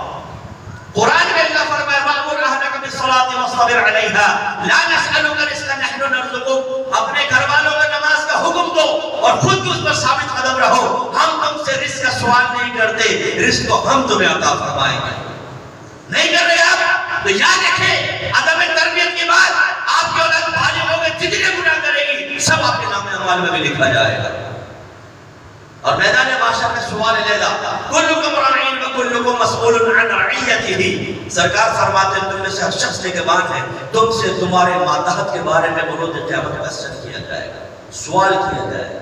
پھر فرمایا حاکم اپنی رعایا پر حاکم ہے، اس سے اس کے ماتحت کے بارے میں کوسچن ہوگا، پولیٹیشن سے پوچھا جائے گا، حکمرانوں سے، وزیر اعظم، صدر، ان سب سے کوسچن ہوگا۔ پھر فرمایا مرد اپنے گھر پر حاکم ہے، اس سے اس کے بیوی بچوں کے بارے میں کوسچن ہوگا۔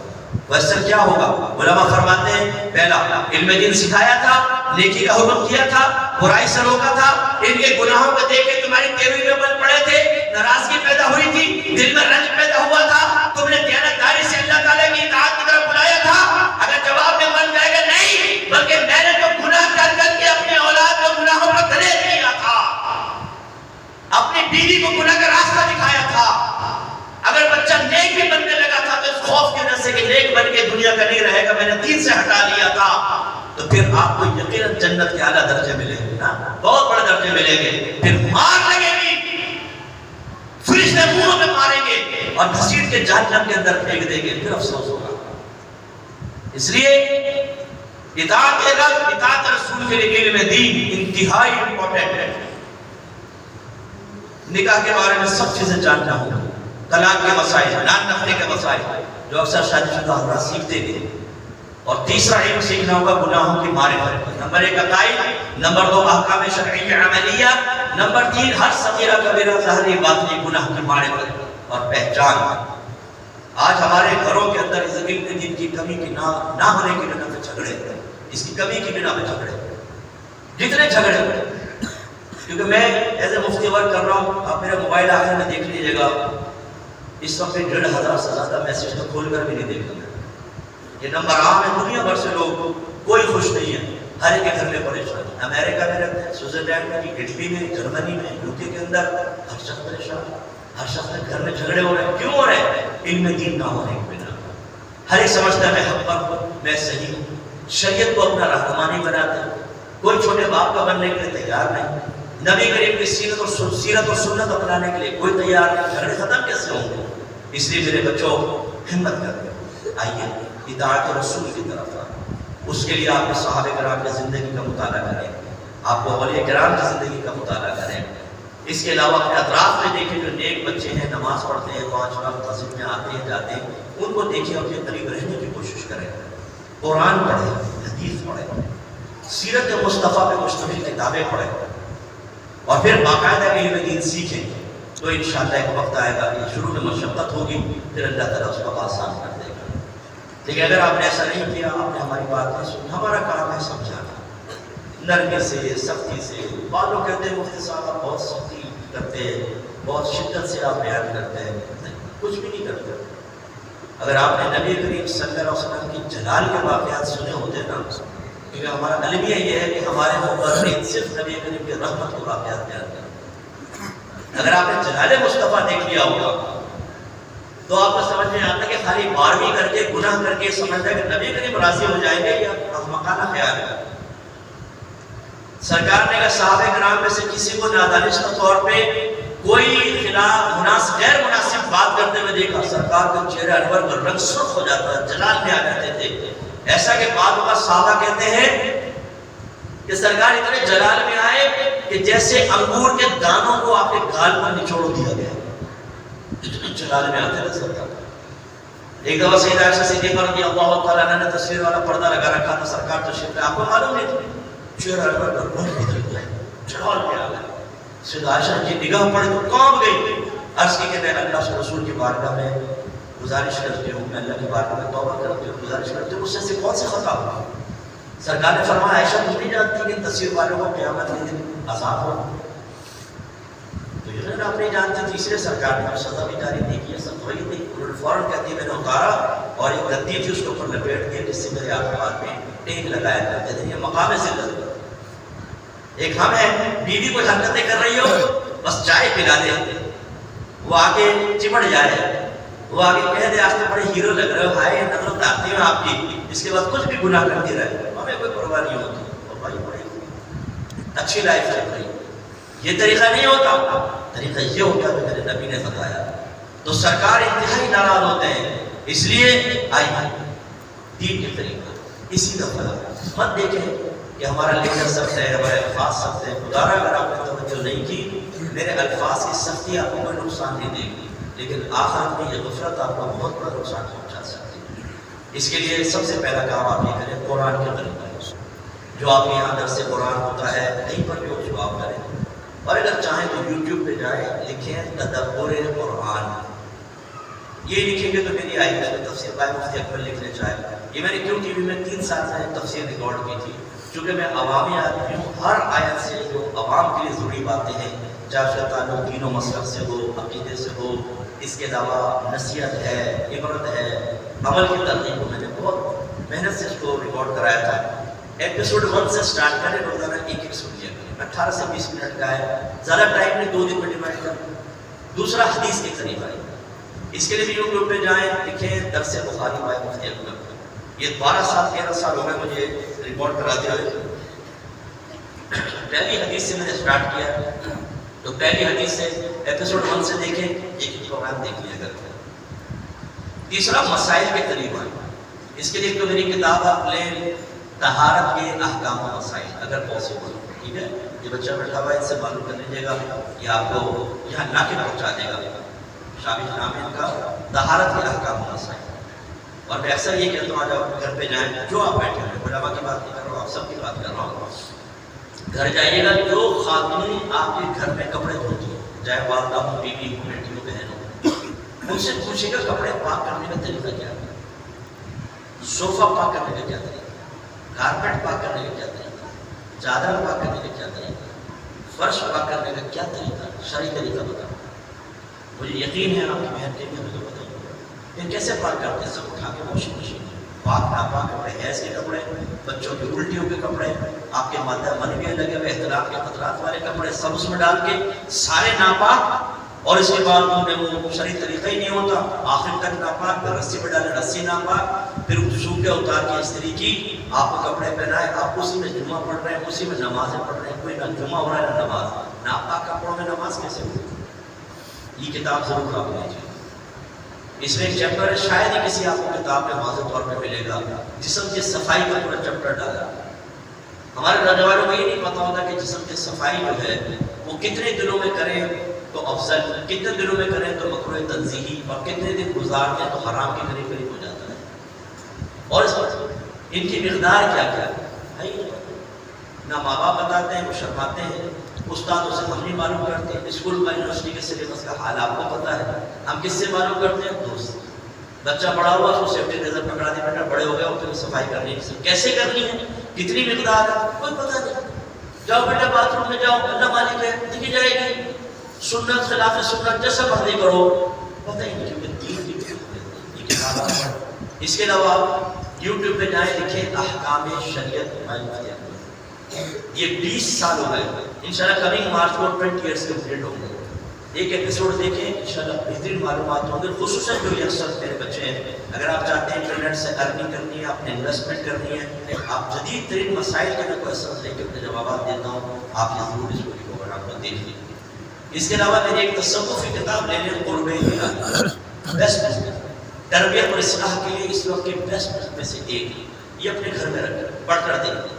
جتنے نوجوان بیٹھے جو مطالعے کے عادی نہیں رہے، کتاب نہیں پڑھتے دینی، خدا رہا مطالعے کی عادت ہے، بعض کہتے ہیں مفتی صاحب اس کی پی ڈی ایف بتا دیں، ہم انٹرنیٹ پہ سرچ کر کے کریں گے، پی ڈی ایف نہیں ہے، یہ آپ کو بک مطلب ہارڈ کاپی لے لیں، پرچیز کریں، مطلب پیسہ خرچ کرو، تھوڑا سا لسیاں چھوڑ دو، سگریٹیں چھوڑ دو، دوستوں کو کھلانا پلانا چھوڑ دو، پیسے جمع ہو جائیں گے، خریدیں اور اس کو پڑھیں، انشاءاللہ عز و جل اللہ کے قریب کرنے میں بہترین کتاب ہے، اپنے بچوں کو پڑھوائیں، بہترین تربیت۔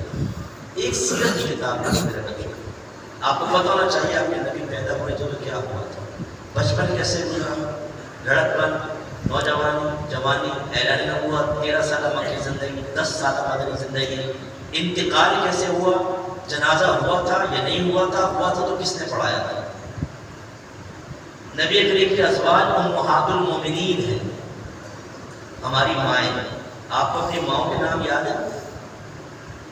ایک نوجوان سے پوچھے تمہاری ماں کا نام معلوم ہے، باپ کا نام معلوم ہے، آپ کیا کہو گے؟ اپنے ماں باپ کا بھی ہے کیا نہیں؟ لیکن امہات المومنین جو ہماری ماؤں کی بھی مائیں ہیں، تمام ہماری مومنین کے روحانی والدہ، ہمارے نوجوانوں کو ان کے نام تک نہیں ہے۔ غیر مسلم بھی پوچھا نا کہ اپنی ماؤں کے نام بتاؤ، اور نہ بتا تو کہنا دھوئے تمہارے اوپر، تمہیں ماؤں تک کے نام نہیں پتا۔ سرکار کی کتنی بیٹیاں تھیں ان کے نام بتائیں، کتنے بیٹے تھے ان کے نام بتائیں، سرکار کے والد والدہ دادا چچا کے نام کیا تھے، آپ کے غلاموں کے نام، آپ کے جانوروں کے نام، کوئی معلومات نہیں۔ نبی کریم اجنبی ہے ہمارے لیے، اور نعرے کیا ہے؟ غلام یہ رسول میں آدمی قبول ہے، ہونا عشق مصطفیٰ زندگی فضول ہے۔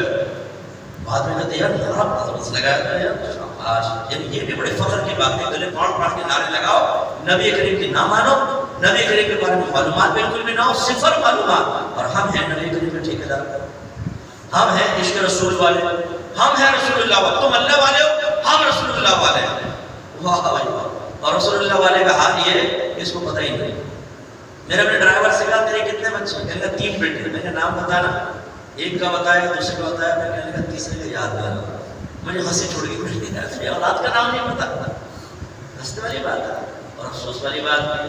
اور ہماری معلومات نبی کریم کے بارے میں صفر، دلچسپی ایک سیرت کی کتاب ہے اپنے پاس رکھیں۔ آخری بات، فرض علوم کورس کرو، اگر آپ کے یہاں ہو رہا ہے فوراً اس میں ایڈمیشن ہے، یہ آپ کو لازم کرنا پڑے گا۔ اس میں 3 چیزیں ہوتی ہیں، عقائد، احکام شرعی عملیہ اور گناہوں کی معرفت۔ اپنے گھر والی فیمیل بچیاں ہیں، آپ کی زوجہ ہیں، انہیں بھی کروائیں، کوئی نہ ملے میرا نمبر لے لیں، میں آپ کو آن لائن سے انتظام کروا سکتا ہوں۔ میرے والد اللہ میری زوجہ بھی عالمہ ہے، ہماری اکیڈمی سے فارغ شدہ ہے، میرے دونوں بڑے بچے جو ہیں ابھی اے لیولس ختم کیا اور ساتھ ساتھ عالم بھی بنے پچھلے سال اکیڈمی میں ٹیچنگ بھی کر رہے ہیں، انشاءاللہ نیکسٹ ایئر جو ہے یونیورسٹی جوائن کریں گے۔ میرا تیسرا بیٹا وہ بھی عالم بن رہا ہے، میری بچی بھی عالمہ بن رہی ہے، وہ پڑھ بھی رہی ہے، اور وہ دونوں بچے اور عالمہ بننا چاہتے ہیں، عالمہ نہیں بننا۔ میں صرف آپ کو اس لیے سمجھا رہا ہوں کہ ایسا نہیں ہے کہ میں آپ کو ترغیب دے رہا ہوں اور ہمارے گھر میں اندھیرا ہے، ایسا نہیں، پوری کوشش کریں گے۔ تو اس لیے آپ بھی کوشش کریں فرض علوم کورس کریں، اور اگر اجازت دیں بس آخری ایک بات کر دوں لاسٹ، عالم بنے مفتی بنے، آپ کے مذہب و مسلک کو اس وقت آپ کی سب ضرورت ہے، بہت شدید ہے۔ ہمیں پڑھے لکھے نوجوان چاہیے، میری کوئی تنظیم نہیں ہے، کوئی آستانہ نہیں، بے فکر رہے، میں آپ کو بیعت کی ترغیب نہیں دے رہا ہوں، آپ نے کوئی تنظیم میں شمولیت کی دعوت دے رہا ہوں۔ سنی ادارہ ہو بس آپ عالم مفتی بنے، بیٹا پڑھے لکھے لوگوں کا عالم عالم مفتی بننا انتہائی ضروری ہے۔ اور اگر آپ کہیں اس میں تو بڑا مشکل ہوگا، مشکل تو ہر چیزوں سے دنیا کی پڑھائی بھی مشکل ہوتی ہے، لیکن اتنا بھی نہیں کہ آپ ہوا بنا لیں۔ اس کے لیے میں آپ کو دعوت دوں گا، کل سنڈے ہے، میری اکیڈمی آنا، میں آپ کو دکھانا چاہتا ہوں ہمارا جو سنڈے عالم کورس ہوتا ہے، اس میں کسی دینی طالب علم کا داخلہ نہیں ہوگا، only engineer, doctor, professor, bankers, housewife, job کرنے والے، اور سب بڑی جو کلاس ہے اس کو 7واں سال ہے 2000 میں پڑھاتا ہوں، اور اس میں 100 سے زیادہ اسٹوڈنٹس، پھر چھٹا سال، 5واں، تیسرا، دوسرا، پھر اس سال پہلے سال میں اتنے داخلے ہوئے، ہم نے 2 کلاسیں بتائی ہیں، بھولا مانا تو ہوئے۔ آ کر دیکھیں، آپ جیسے لوگ کاروبار بھی کرتے ہیں، فیکٹری چلا رہے ہیں، ان کے انڈر 100 آدمی کام کر رہے ہیں، لیکن آگے درس نظامی بھی کر رہے ہیں۔ آپ کو عالم و مفتی بننا چاہیے۔ اس کے علاوہ جو پیرنٹس بیٹھے ہوئے یہاں پر، پیرنٹس کے پاس فادرز ہیں، میں نے ہماری پردے میں سن رہی ہوں گی، ان سے گزارش ہے کہ ایک بچے کو عالم، ایک بچے کو عالمہ ضرور بنائیں۔ آپ نہیں کریں گے پھر خدا را برا مت کہا کریں، یہ سوشل میڈیا میں پیڑ ڈانس کر رہا ہے، یہ ناگن ڈانس کر رہا ہے، یہ دیکھو یہ غلط کام کر رہے ہیں، یہ دیکھو مزارات میں کیا ہو رہا ہے۔ جب آپ عالم نہیں بنیں گے، اپنے اولاد کو آگے نہیں لائیں گے، لیڈر ہی پیدا نہیں ہوں گے، تو یہ جاہل تو آگے آئیں گے، جن کا اہل سنت سے کوئی تعلق نہیں، بدنامی تو ہونی ہے اہل سنت کی۔ معلوم ہمیں مشورہ دیتے ہیں، مفتی صاحب آپ تو فلاں مقام پہ بھی کام کریں، فلاں بات بھی کرنی چاہیے، فلاں جگہ بھی بولنا چاہیے۔ وہ میں کہتا ہوں بھائی میں تو چھک مار رہا ہوں، چنے کی ریڑھی لگا رکھی ہے، بیکار آدمی ہو، آپ آگے آؤ، میں آپ کو عالم بھی بناتا ہوں، مفتی بناتا ہوں، اور میڈیا بھی بٹھاتا ہوں، جو کام میں نہیں کر سکتا آپ کا۔ باتیں کرنا بڑا آسان ہے، دین اور مسلک کے لیے، اللہ کے نبی کے دین کے لیے ٹائم نکالنا سب سے مشکل کام ہے۔ اور جس طرح صحابہ کرام نے قربانیاں دے کر دین کے لیے وقت نکالا، تو آج ہم تک دین پہنچا، آپ ہمیں ٹائم نکالیں گے، انشاءاللہ قیامت تک دین آسانی سے پہنچے گا۔ ہمت کریں اور عالم مفتی بنیں۔ آئے ہماری اکیڈمی میں دیکھیں، 98% ہمارا سٹی کا بچہ ہے اور پڑھا لکھا لڑکا، پڑھی لکھی بچیاں ہیں۔ آپ بھی آئیے اور عالم مفتی بنیں، کوئی مشکل نہیں۔ اگر آپ کو بریفنگ لینی ہے، میں نہیں کہتا فوراً آ جائیں، آپ آئیں بیٹھے میں آپ کو سمجھاتا ہوں، آپ بس کوسچن کریں مفتی صاحب معاشرے مسئلے کا کیا ہوگا، آگے اس کا فیوچر کیا ہے، میں آپ کو سمجھاتا ہوں۔ ایک دفعہ آئیں آپ بیٹھے میرے پاس، اس کے بعد دیکھیں جو آپ کو امپاسبل لگ رہا ہے، مشن امپاسبل، یہ امپاسبل نہیں ہے، بالکل پاسبل ہے۔ اس مشن کو حاصل کریں۔ اللہ تعالیٰ سے دعا ہے کہ جو کچھ سورہ اس میں کر رہا ہوں توفیق عطا فرمائے۔ وآخر دعوانا الحمدللہ۔